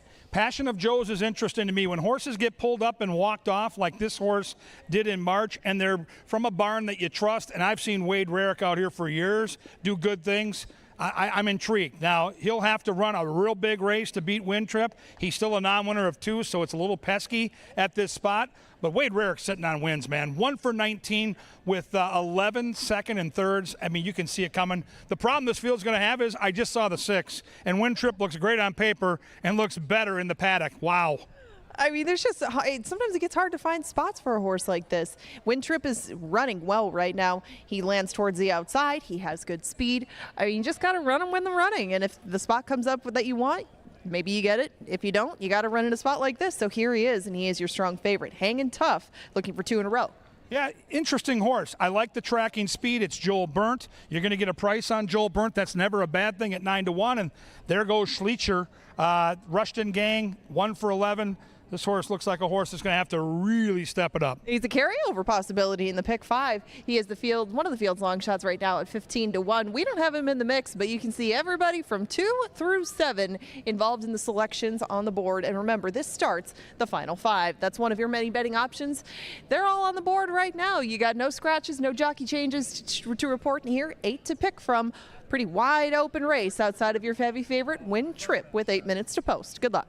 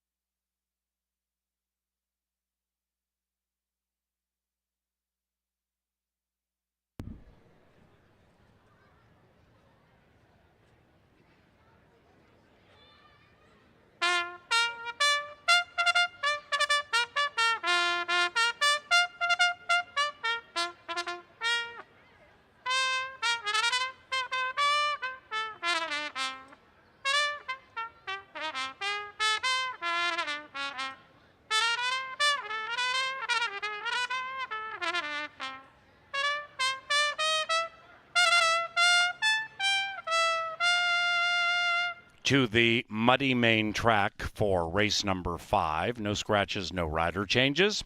This one begins the second of 2 pick 5s with just a 10% takeout.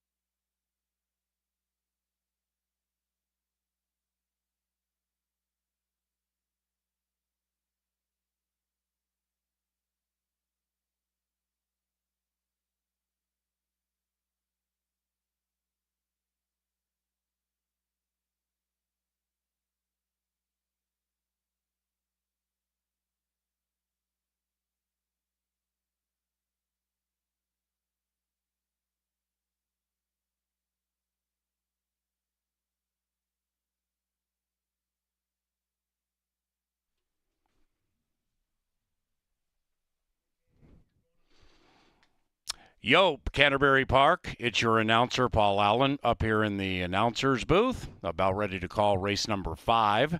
And we invite you to scan that QR code, courtesy of Comcast Xfinity. This is the fan cam. And I'm watching the races on my Comcast TV in the Dark Star press box. Scan that QR code so you can be on the Jumbotron with all your family members and all of your friends. Comcast Xfinity is the official internet provider of Canterbury Park. So come on, scan that QR code. Let's say hello to each other. What's going on? Anybody out there? Here are the binoculars through which I call the races. Little quick shot of the booth with the pictures and everything. But there we go. What's going on, friends? How you guys doing? Thank you, Comcast. Thank you, Xfinity. Bye.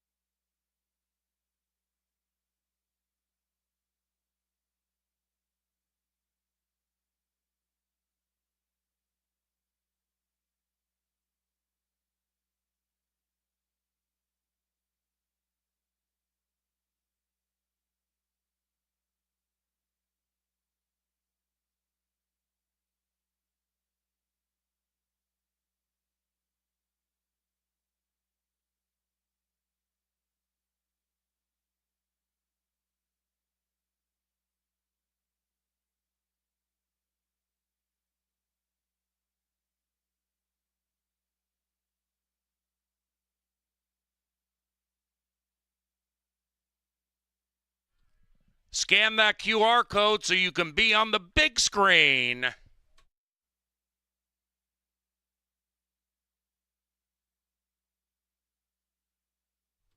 My man bottom right trying to look like J.J. McCarthy.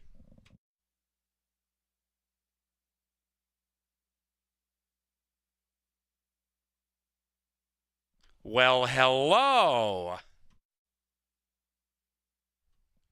Railbirds, top left.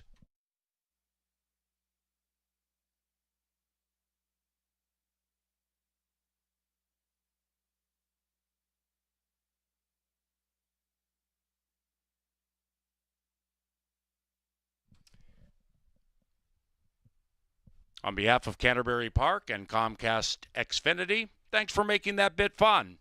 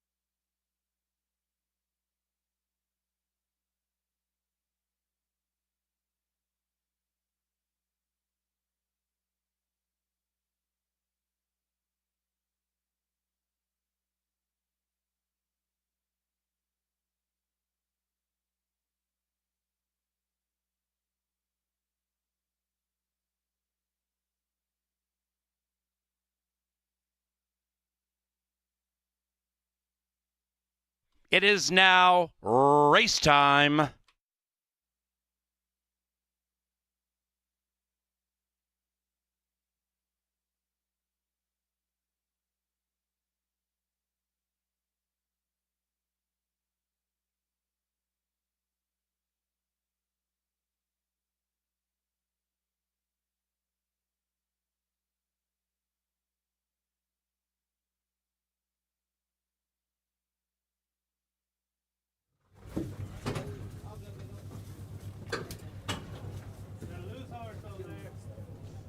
In line, Win Trip, 4 to 5 and favored. JJ's Wildcat, I Wish I Could. Happy Hour Bobby have gone in. Here comes Cinco El Sovereign, making his wet track debut. Passion of Joe's, 8 to 1. Win Trip, 4 to 5 already in. Hanging Tough and Schleicher.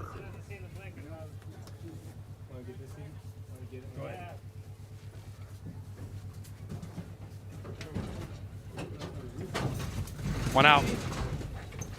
4, Rambunctious. Zetteling.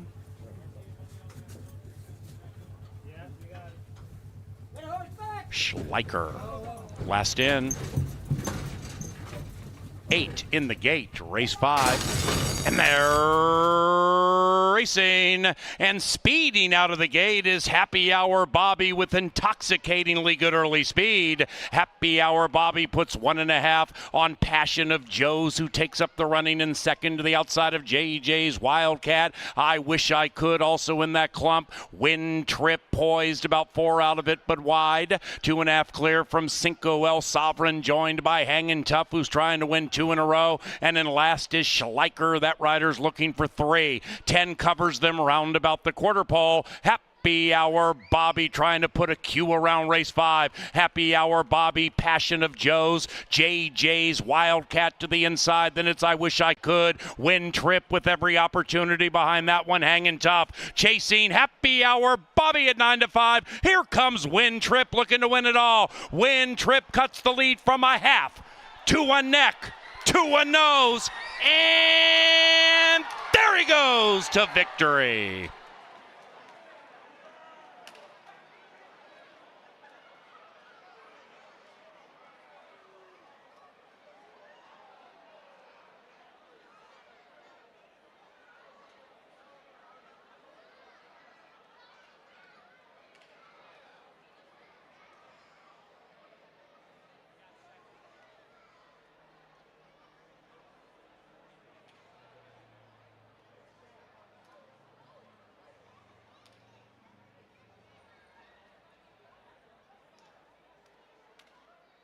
Photo finish. It's a photo.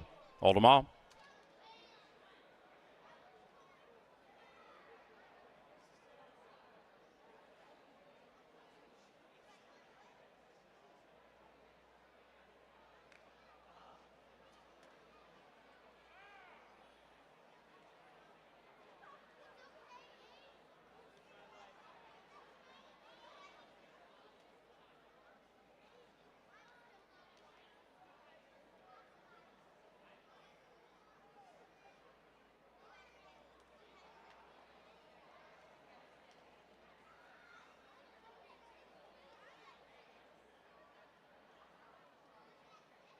We have an answer.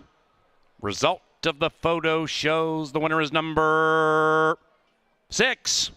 Win Trip wins race 5. 6-3-5-2 in 5-9-4-3.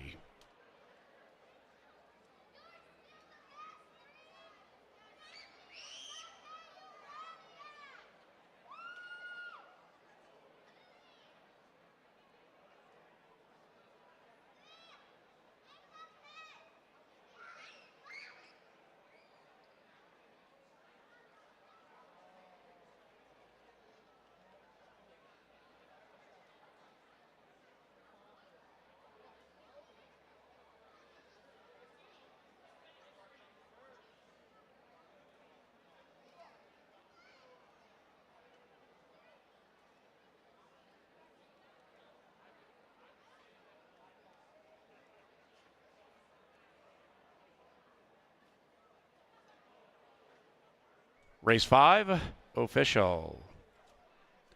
On to race number 6. That begins the final pick 4 this evening. It is off the turf, and the main track is muddy.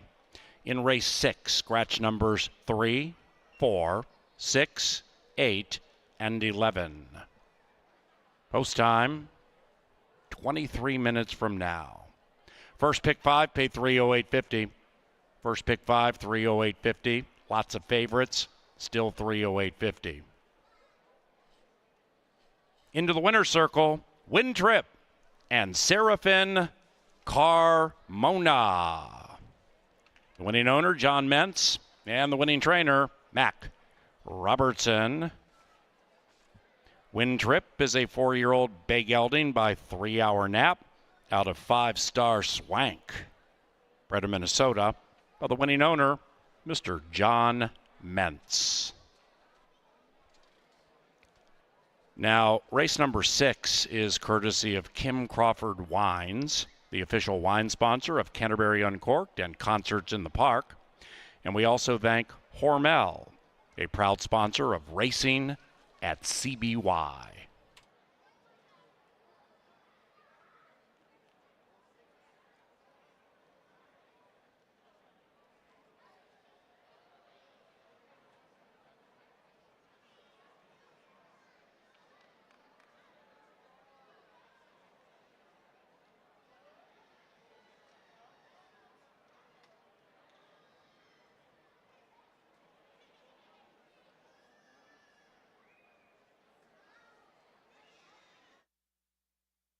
To race 5, and they're racing, and speeding out of the gate is Happy Hour Bobby with intoxicatingly good early speed. Happy Hour Bobby puts 1.5 on Passion of Joe's, who takes up the running in second to the outside of JJ's Wildcat. I Wish I Could also in that clump. Win Trip poised about 4 out of it, but wide. 2.5 clear from Cinco El Sovereign, joined by Hangin' Tough, who's trying to win 2 in a row. And in last is Schleicher. That rider's looking for 3. 10 covers them round about the quarter pole. Happy Hour Bobby trying to put a Q around race 5. Happy Hour Bobby, Passion of Joe's, JJ's Wildcat to the inside. Then it's I Wish I Could. Win Trip with every opportunity behind that one. Hanging Tough. Chasing Happy Hour Bobby at 9-5. Here comes Win Trip looking to win it all. Win Trip cuts the lead from a half to a neck to a nose,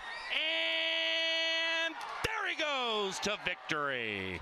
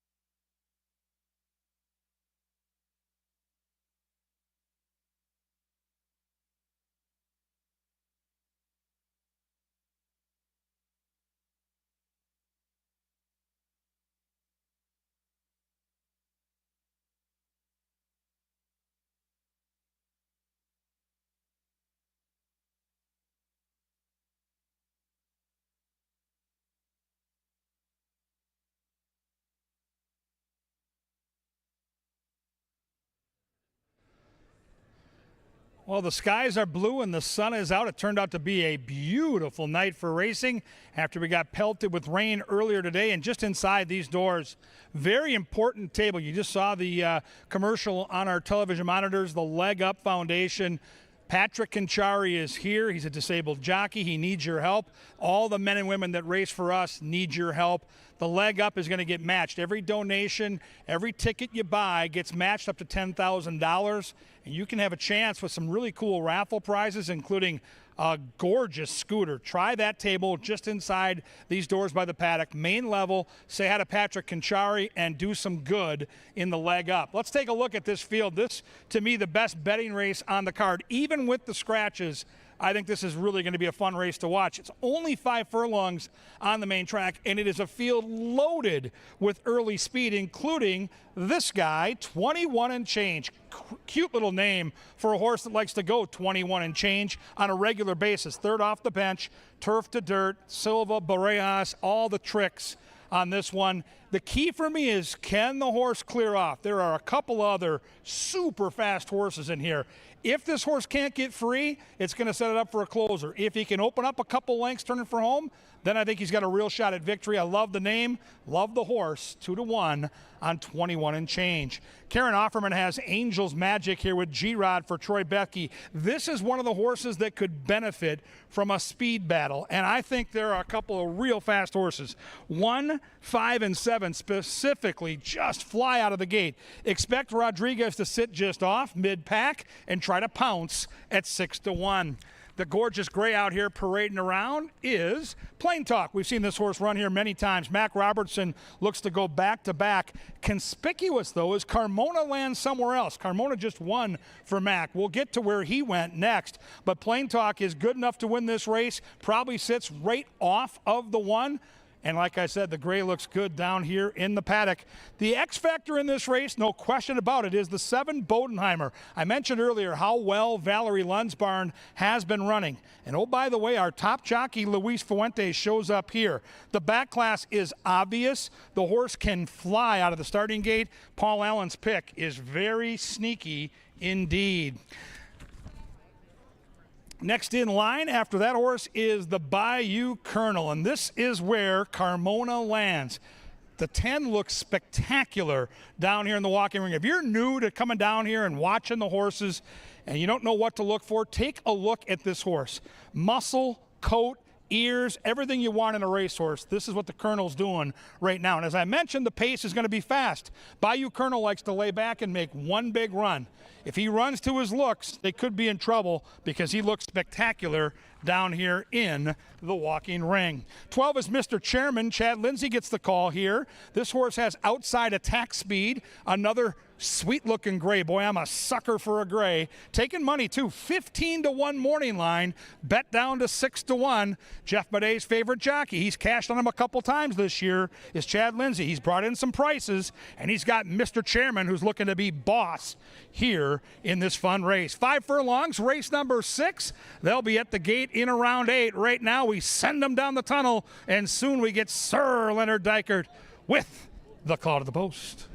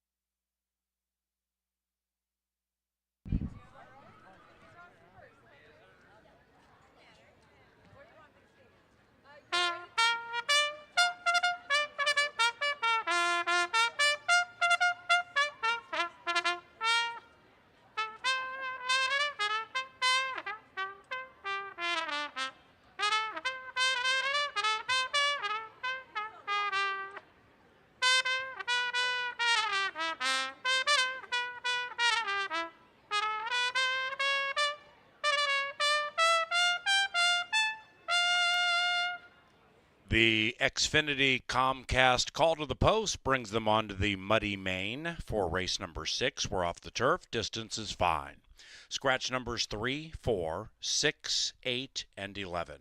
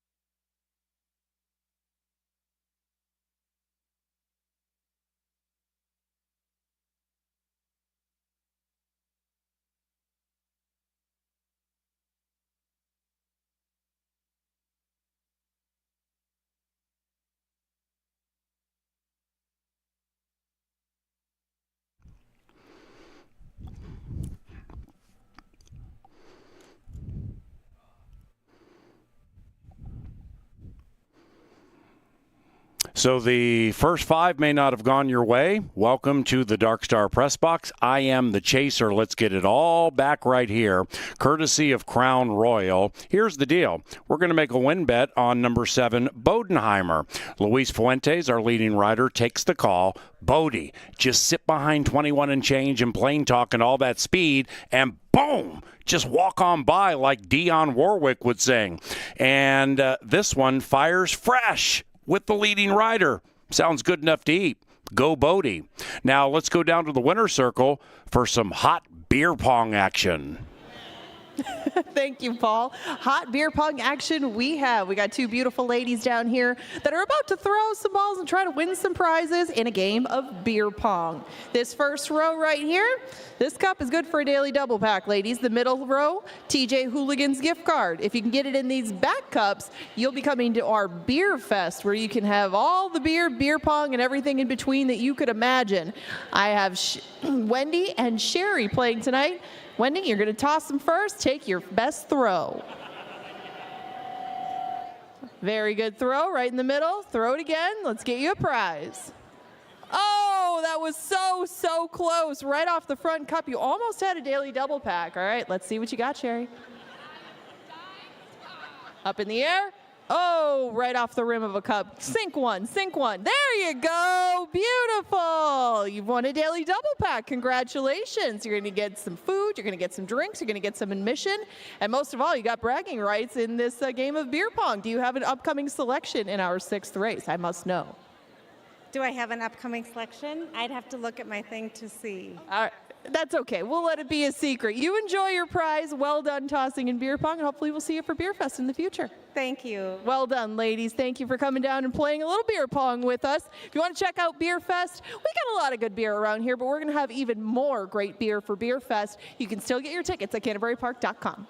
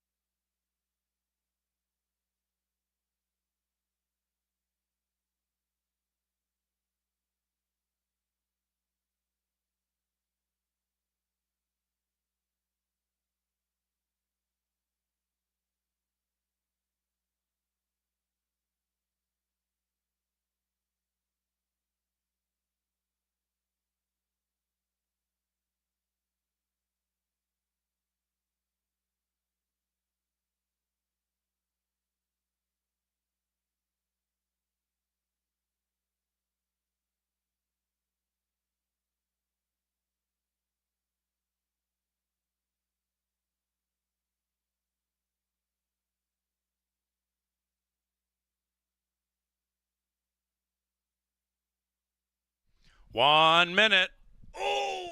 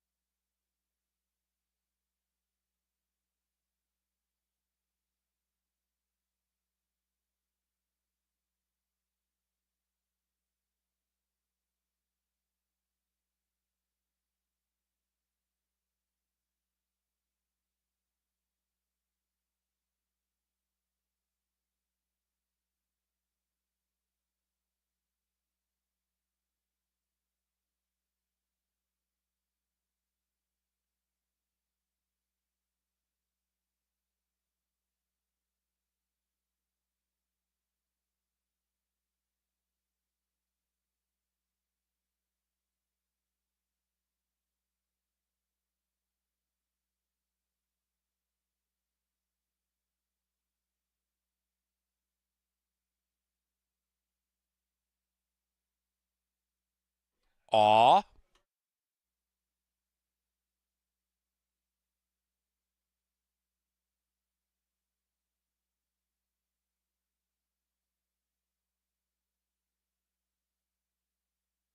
And the horses have reached the starting gate. It's post time for the Hello Hintermeisters Classic.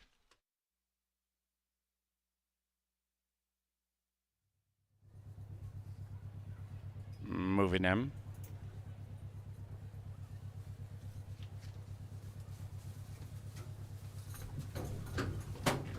In line for the loogie.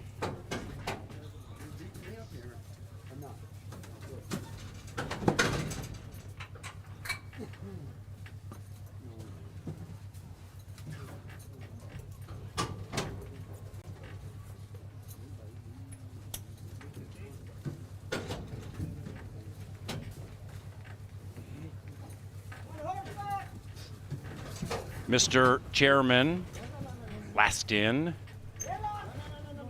And they're racing. Bayou Colonel started in last, and starting in first is Bodenheimer with good speed off the layoff. 21 and change, firing likewise for Plain Talk, and those three go like the wind, and they've opened up 9 on Bayou Colonel, who finds his feet. After that, the white horse, Mr. Chairman, and the one in last is Angel's Magic. 13 covers them, and they approach the top of the stretch. The gray is Plain Talk, pulling them along by a neck. 21 and change right there. Bodenheimer back in third, 4 out of it, and about 7 clear from Bayou Colonel. After that, Angel's Magic and Mr. Chairman, and they're coming home now. Plain Talk looking to soar away. Plain Talk opens up 1.5, 21 and change to the outside. Bayou Colonel is finishing fast, but it's going to be too late because Plain Talk at 6-5 is gone. 5 and a photo.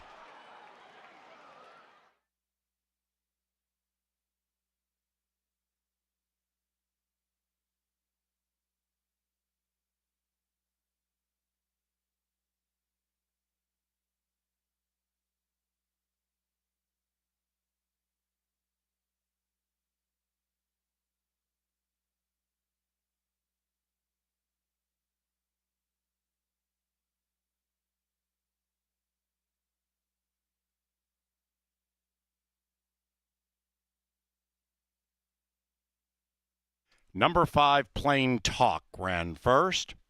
Tight photo for second and third. Hold them all. 58.02 the final time.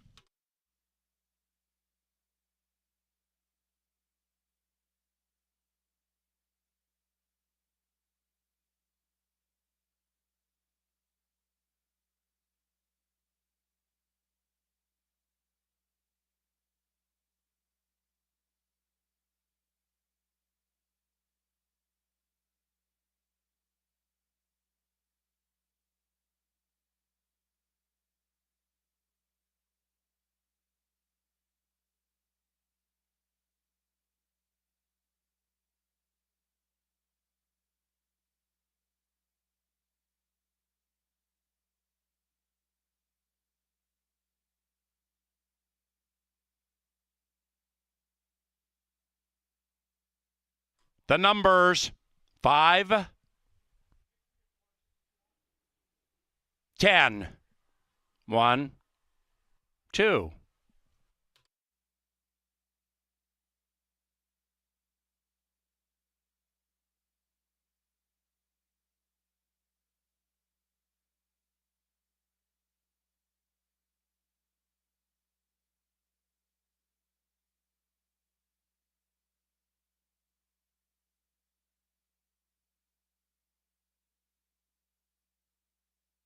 We had a claim in race number 6, a claim in race 6. The winner Plain Talk claimed for $20,000. The new owner trainer, Jose Silva Jr. Number 5, Plain Talk, claimed 20 large. Silva Jr., Silva Jr. It's official.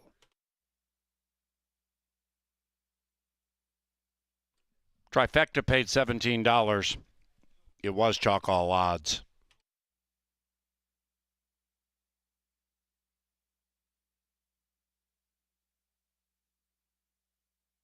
Seventh race begins the final pick 3 this evening. Scratch number 3. And the 6, Snowing Confetti, is ridden by Alexis Ramirez.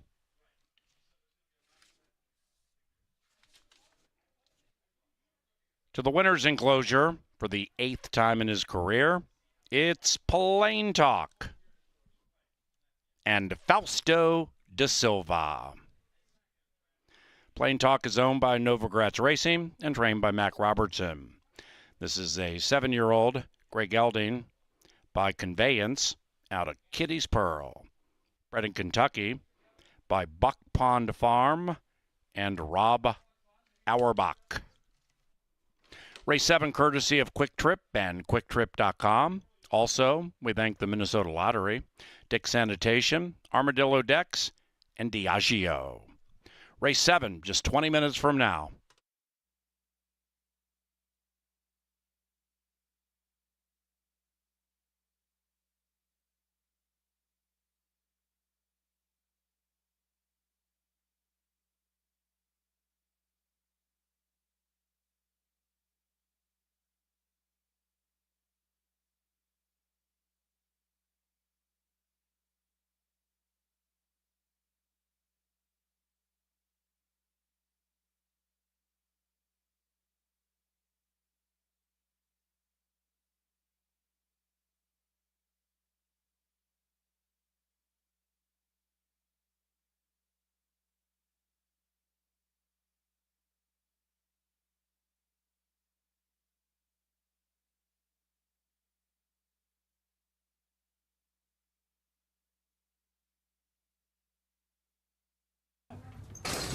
And they're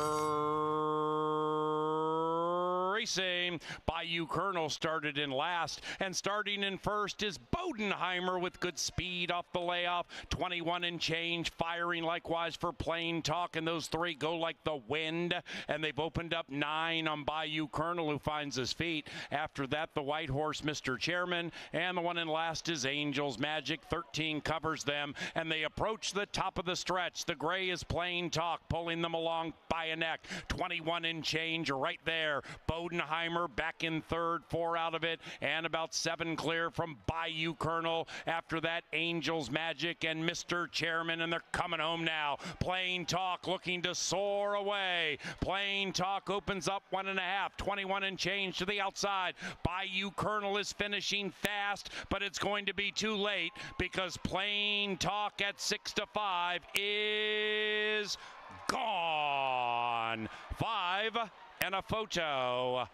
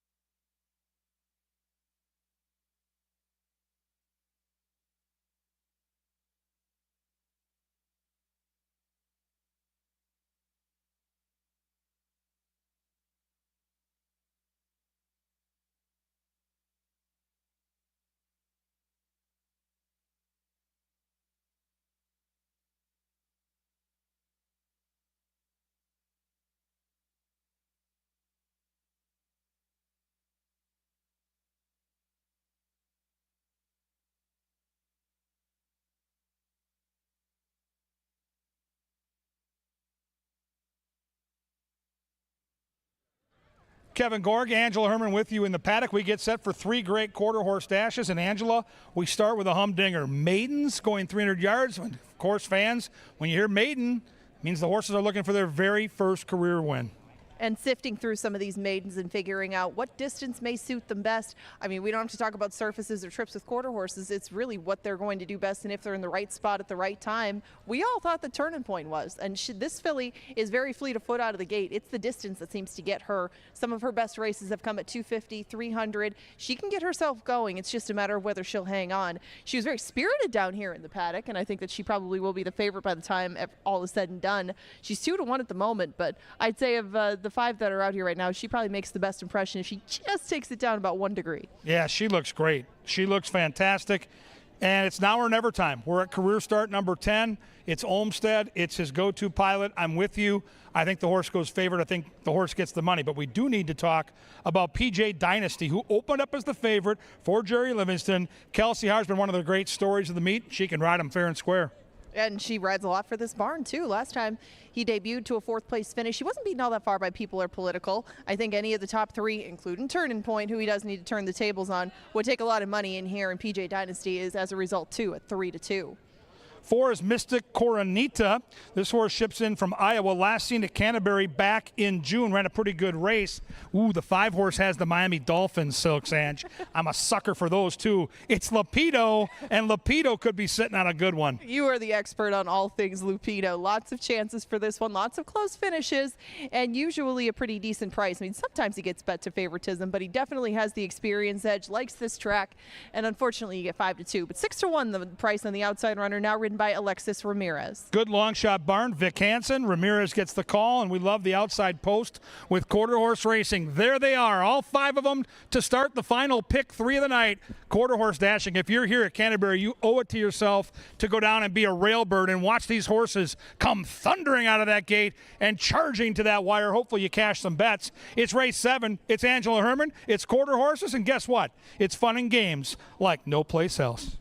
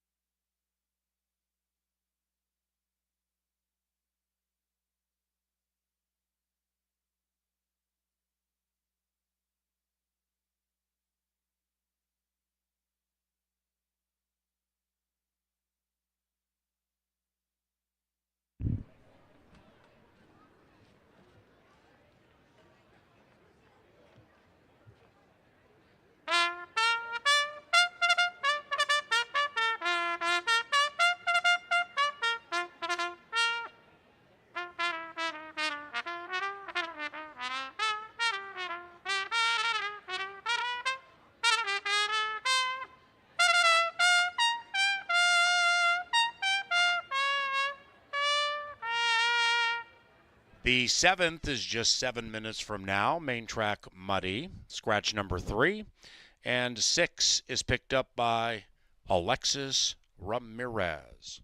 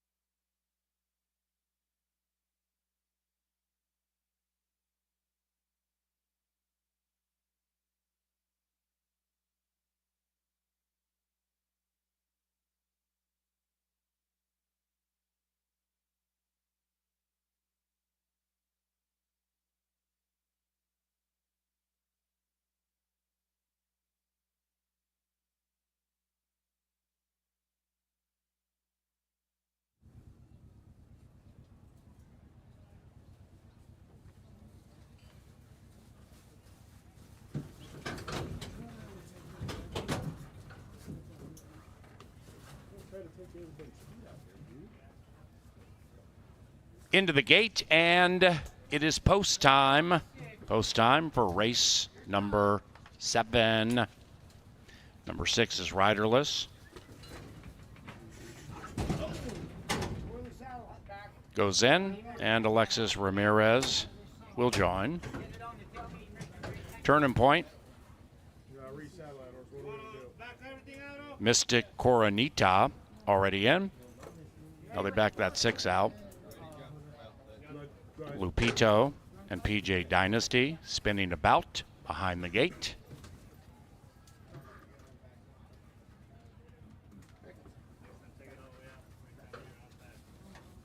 Now they're going to back them out of the gate for a saddle adjustment on number 6, Snowing Confetti.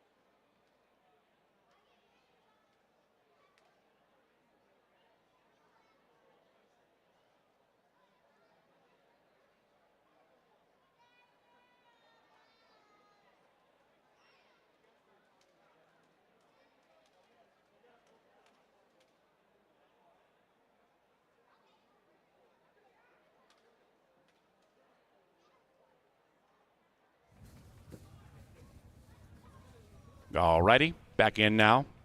Turning point, first in.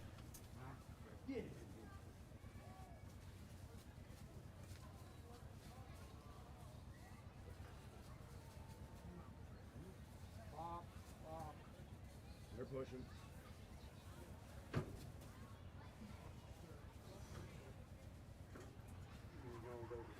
Get up here. Watch out, Jack.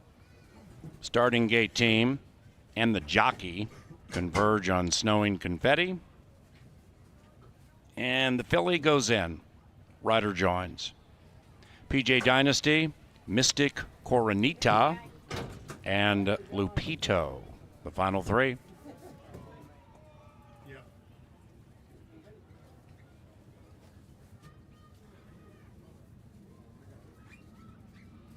Quebec.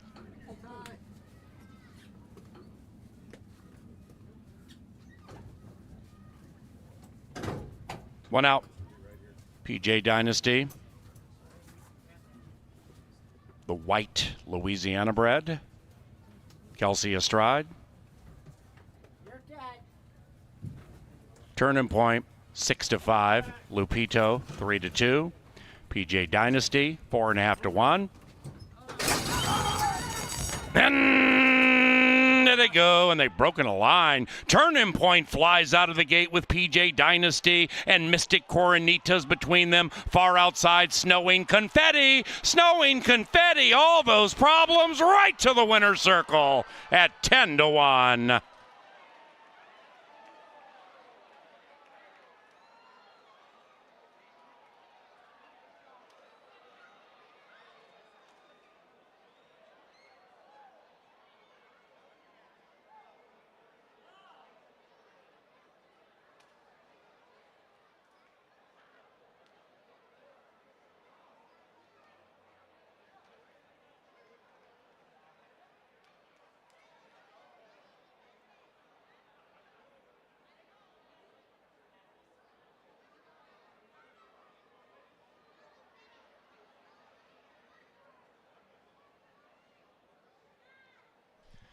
Number 6, Snowing Confetti, first at 10 to 1.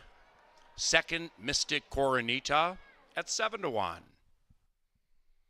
Photography for the rest.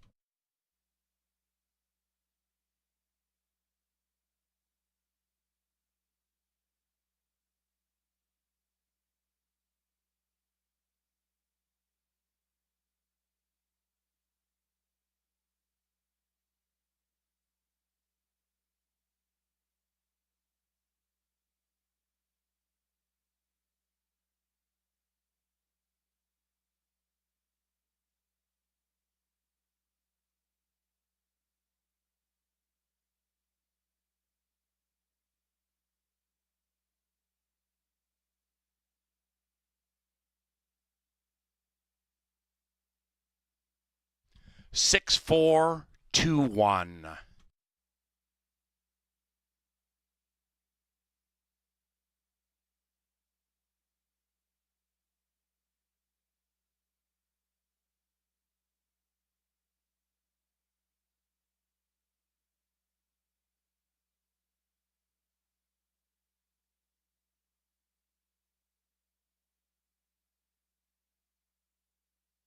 Official.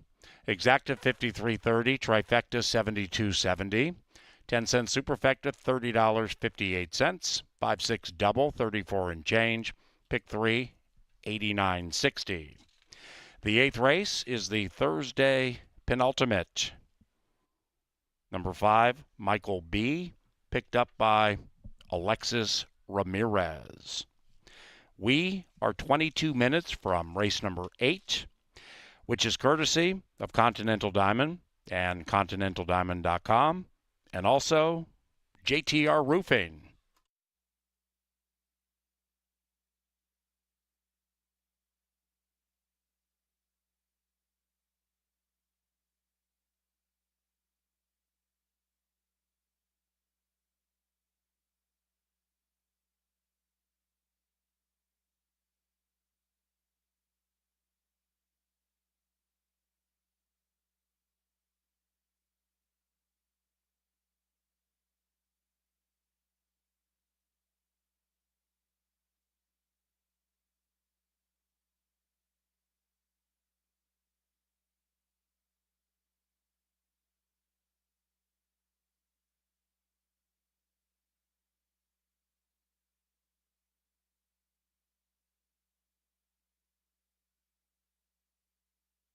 Walking up to the winner's circle, Snowing Confetti and Alexis Ramirez.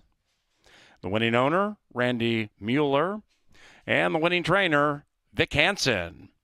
Behold the upsetter.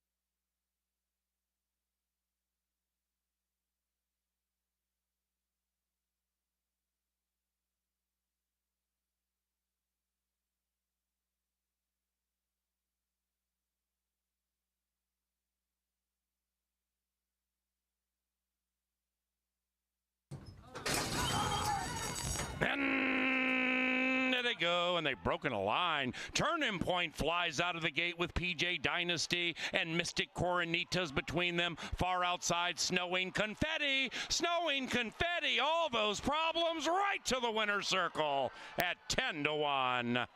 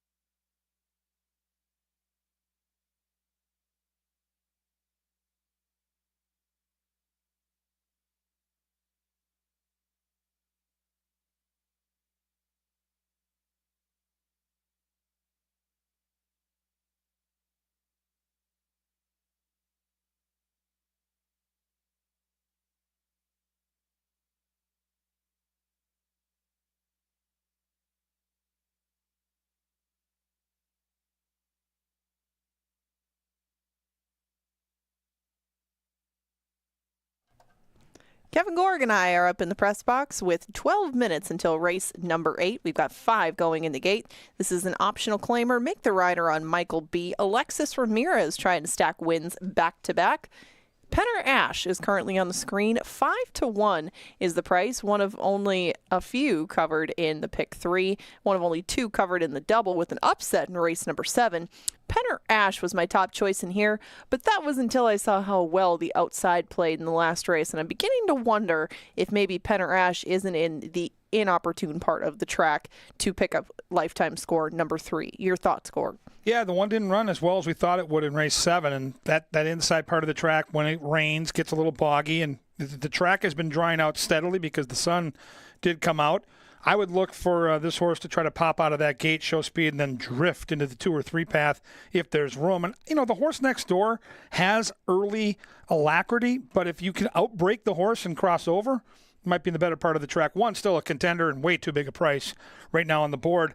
I don't know what to do with this 2-ball. Second off the layoff, this horse has raced against Graded Stakes Company, has won a $75,000 stakes at Arapahoe, has some credentials and a decent, I think, price up on the board right now. Well, he's Colorado bred, too, so obviously sights were set at Arapahoe before the year began, but the races at Remington Park weren't bad. It's just that he broke pretty well, stayed in contention, and fell off a little bit at the end of things. 300 yards shouldn't be asking too much, and I definitely consider this horse a live contender. He is being heavily bet, but so is your guys' top pick. Both you and Paul have AP Dynasty on top. What did you like about this filly from the Olmsted camp? Well, I like the fact that the horse is fairly consistent, always seems to break out nicely, hits the board. Second off the layoff, it's Olmsted.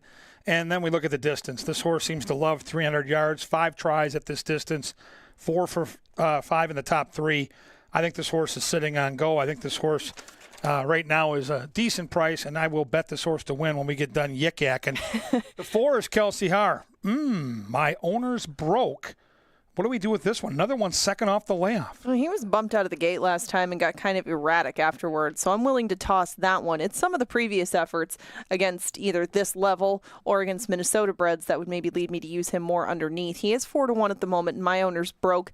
Has been on a wet track before and performed okay. It's just that usually he's getting a piece. He's usually staying close, but maybe not getting the grand prize. You get now 7-2 on him. I would want a little bit more on both my owner's broke and Michael B on the outside, but Michael B looks all right in the paddock. And again, there is a rider change here on the rider trying to get them back to back. This one's taken on some tough foes, including this level of competition 2 back. Do you think after 3 starts this year, we'll see a better Michael B? Well, he's good enough on his best day. He's got an 81 index a couple summers ago, and maybe to your point, he might be on the right part of the track outside, so don't sleep on him at a number. It's a quarter horse, late double. It's 300 yards, and it looks like a pretty good betting race. The handicappers are all over the board. Who do you like? Get your tickets in now. They'll be at the gate in around 9 minutes.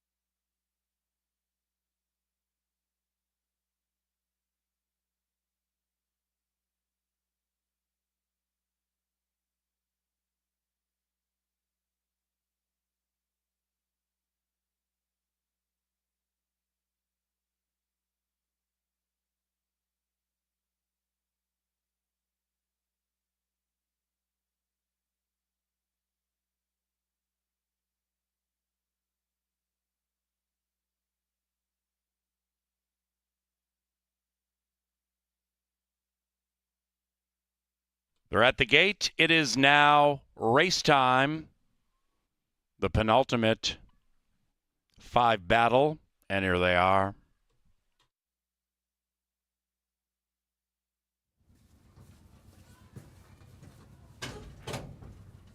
Penarash, Pulgarcitos Moonin, AP Dynasty, My Owner's Broke, Michael B. Take your pick. Who do you like? AP Dynasty, the win wagering favorite. Penarash, 2-1. 2 back. My Owner's Broke, and Michael B.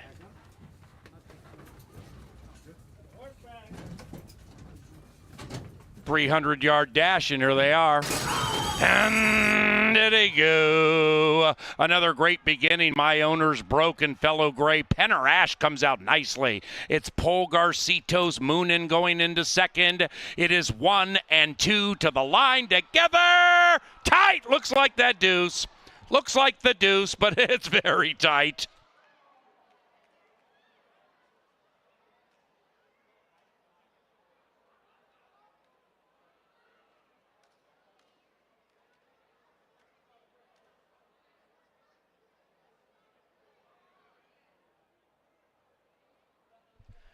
Tight photo. AC Ducey, stand by.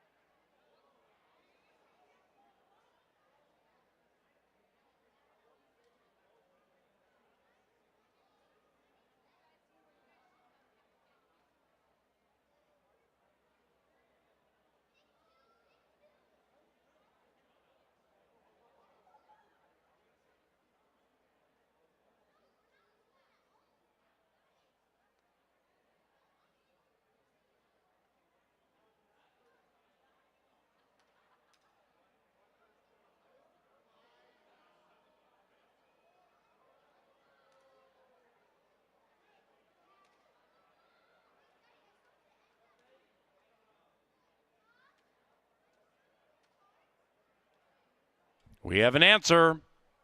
Result of the photo shows the winner is number 2. Pulgarcitos Moonin. 2145.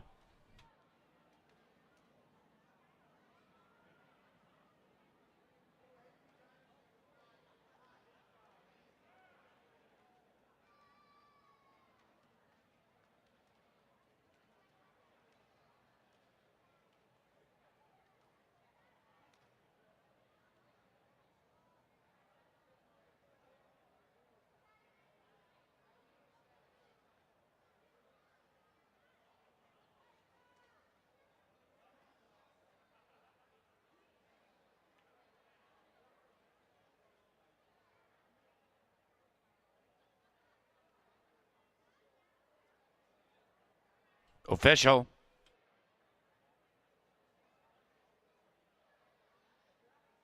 Pick 3 on 6, 7, and 8, paid 177.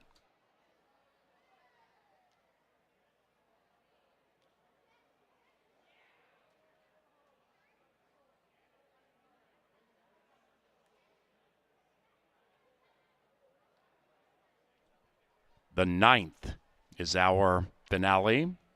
Number 2, Little Zorrito, is picked up by Luis Maldonado.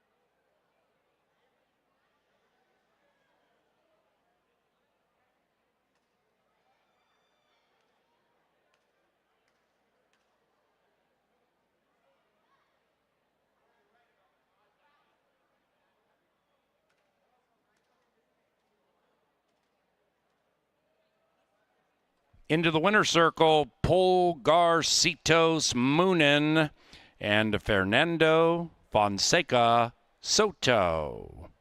The winning owner, Francisco Cornejo, and the winning trainer, Haley Hobbs.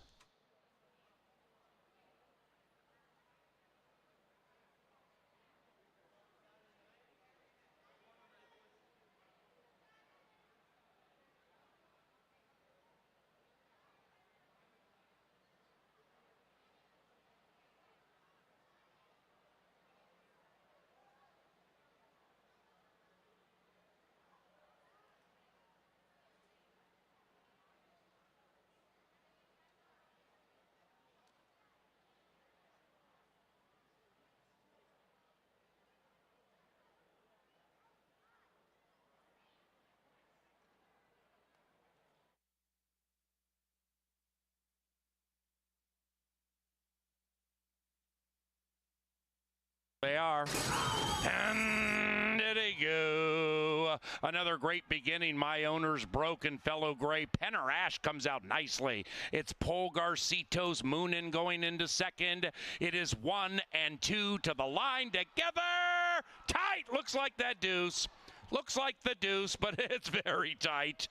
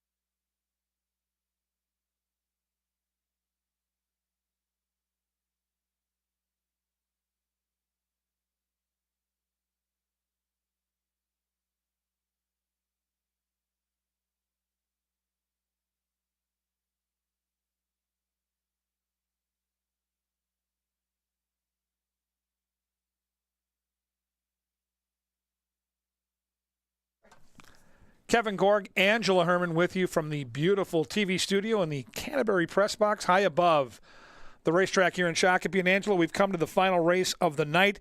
We've laughed, we've cried, we've done a little bit of everything on this card, and we get to come back Saturday and Sunday.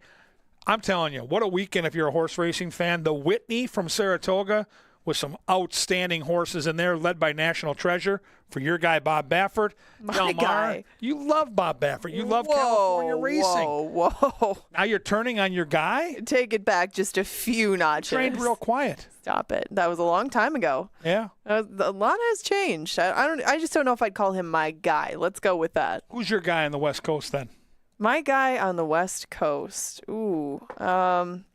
I have to say I've been a bit of a sheriff's apologist over the last 5-10 years. Fair enough. I follow his horses. They never race. They work out an awful lot, but no, there is some talent in there, and they do it the right way. They wait for the horses to tell them when they're ready to go. Sometimes it's a long time to wait, but you can catch them at prices. I guess that would be my guy, and a lot of times they aim for the Del Mar meet too. There's a certain clump of guys down there that aim for that Del Mar meet, and their horses, no matter what their form is at Santa Anita, Los Al, wherever they're coming from, you have to take notice of them when they get to Del Mar. That's what makes the racing fun, because it is their prestigious meet. It's just like Saratoga on the East Coast. You see some horses with form that you may just want to cast aside, and you can't, because that horse has been aimed straight at Saratoga and will be coming into the form at the right time at that meet, and usually be a decent price in doing so. I respect Bob Baffert. I respect the heck out of him. National Treasure has the goods. It's not a very bettable barn anymore these days either. You can't Horses usually get bet down. You're right. Yeah, there's just certain barns in every track that you know they're going to take money no matter what they lead over. I mean, Jason Olmsted is a great example of that. Yeah, it does not matter what horse it is. They just seem to run lights out when they're at Canterbury Park. You see a 3-5 favorite from that barn in here, and I'm not surprised. How are you ever surprised when these horses take the money that they do, especially with the performances that they put up at Canterbury? We got 10 minutes left until this 9th race. The lowest payout in the pick 5 with 50 tickets left alive is $283 to your guys' horse, Relentless Mini. There's 3 in here from the Stein barn. Haley Hobbs is trying to get another one with the inside horse Streak and Quartz. The track has played a part, but looks a little bit more fair, I guess, than I thought at first. Where do you go in this 9th race? These are Minnesotans looking for win number 2. And outside of Relentless Mini, I guess, how do you play this race? Well, I don't know. It's been rare when we've had multiple quarter horse races on the card where Jason Olmsted hasn't had at least one win, if not swept the card. So we're in uncharted waters. I think the 4 is going to be really tough to beat. It's just going to be hard to make a lot of money with that horse winning unless you try some straight exactas. You know, as this race kind of unfolds, the 1 could be sneaky. If the inside part of the track is okay, and we don't know. Like, they've got the rail with only 5 horses. Know. They've got that inside post so far out. Might not matter. And this horse is good enough. Ran against Sugar Rush. Didn't embarrass himself in that effort. Went down to Iowa. Ran a clunker last time. But Haley Hobbs has a win on the card. Jock's got a win on the card. Sneaky horse.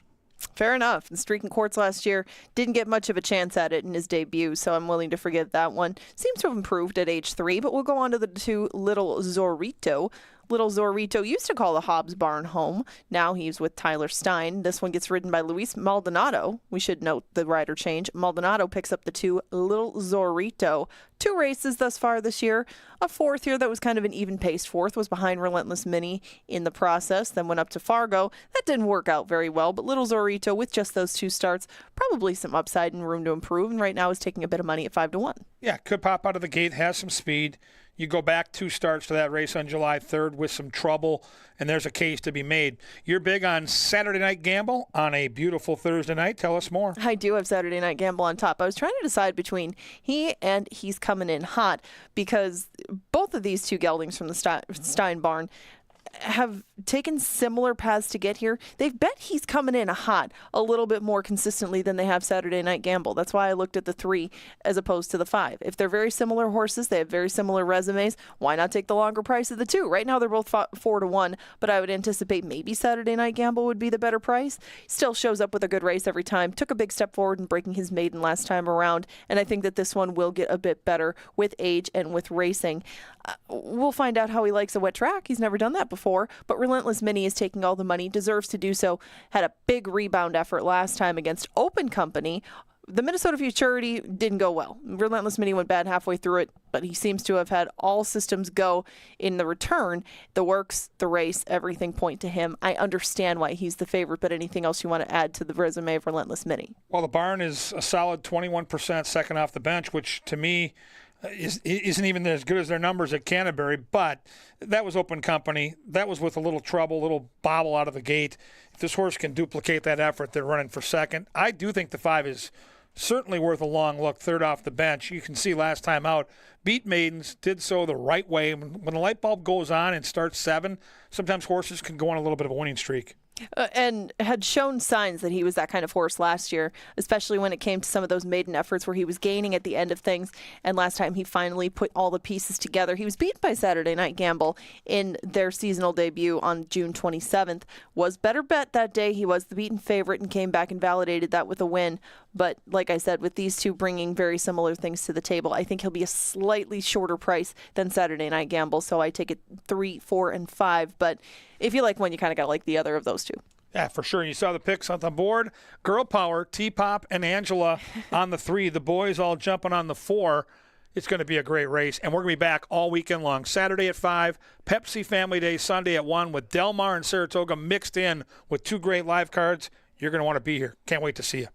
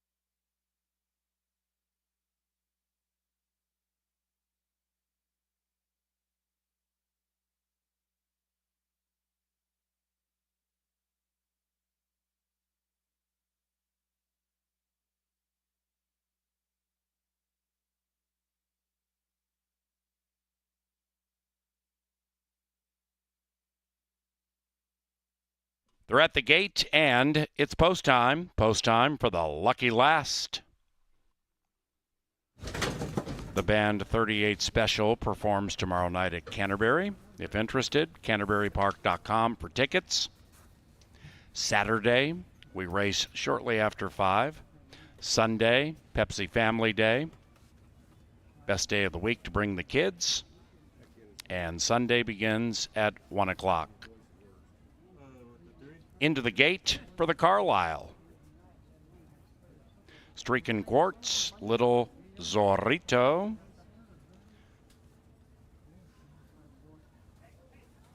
Saturday night Gamble.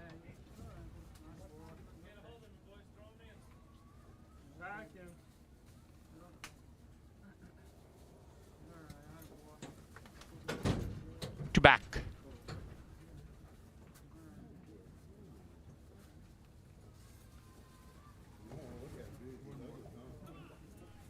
And one out. He's coming in hot. And Giovanni Estrada. All right.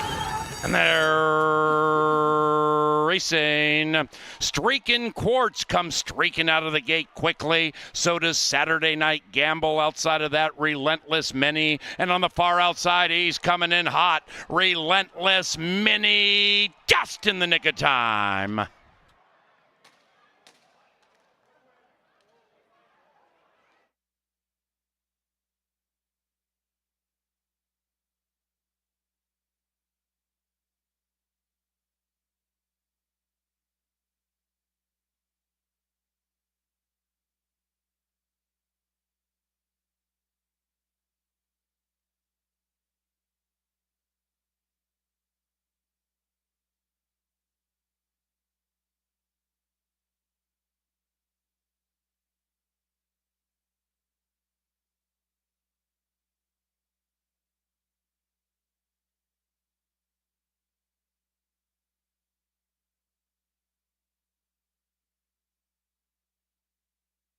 Number 4, Relentless Mini, first.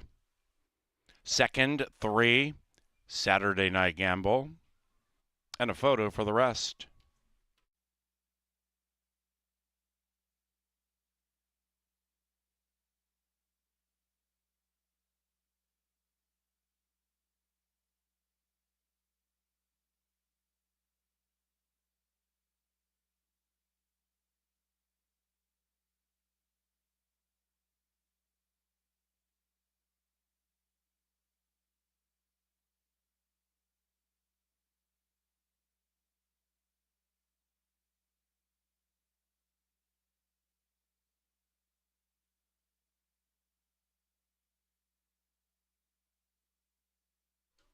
Four, 3, 5, 1.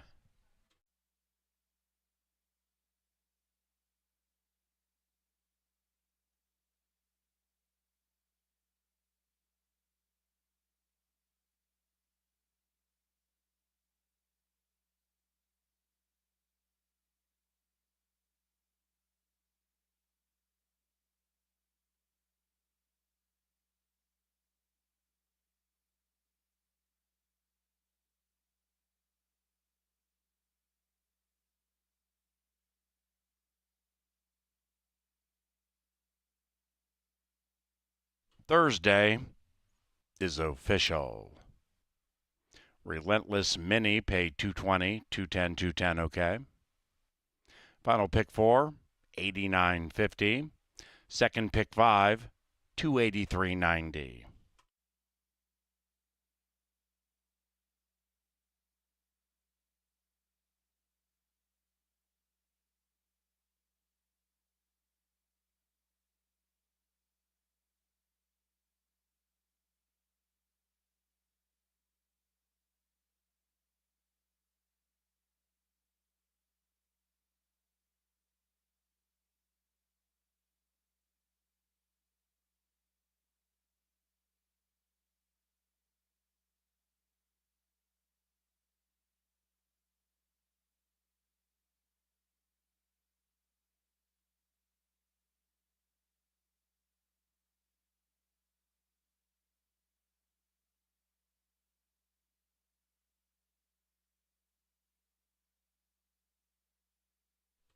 The final into the winner's enclosure this evening, Relentless Mini, owned by Summer Run Inc. and trained by Jason Olmstead.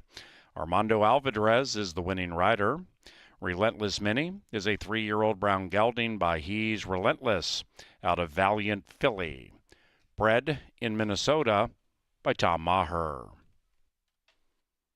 Ladies and gentlemen, check CanterburyPark.com for what we do here on and off the track. We are in deep stretch of the 2024 live racing season, and we hope to see you soon, maybe even Saturday, when racing resumes at 5. If you're leaving the racetrack, please drive carefully.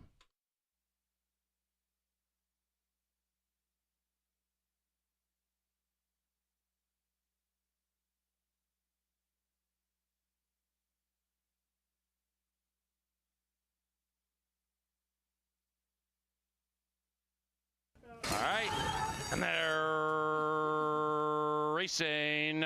Streaking Quartz comes streaking out of the gate quickly. So does Saturday Night Gamble outside of that. Relentless Mini. And on the far outside, he's coming in hot. Relentless Mini just in the nick of time.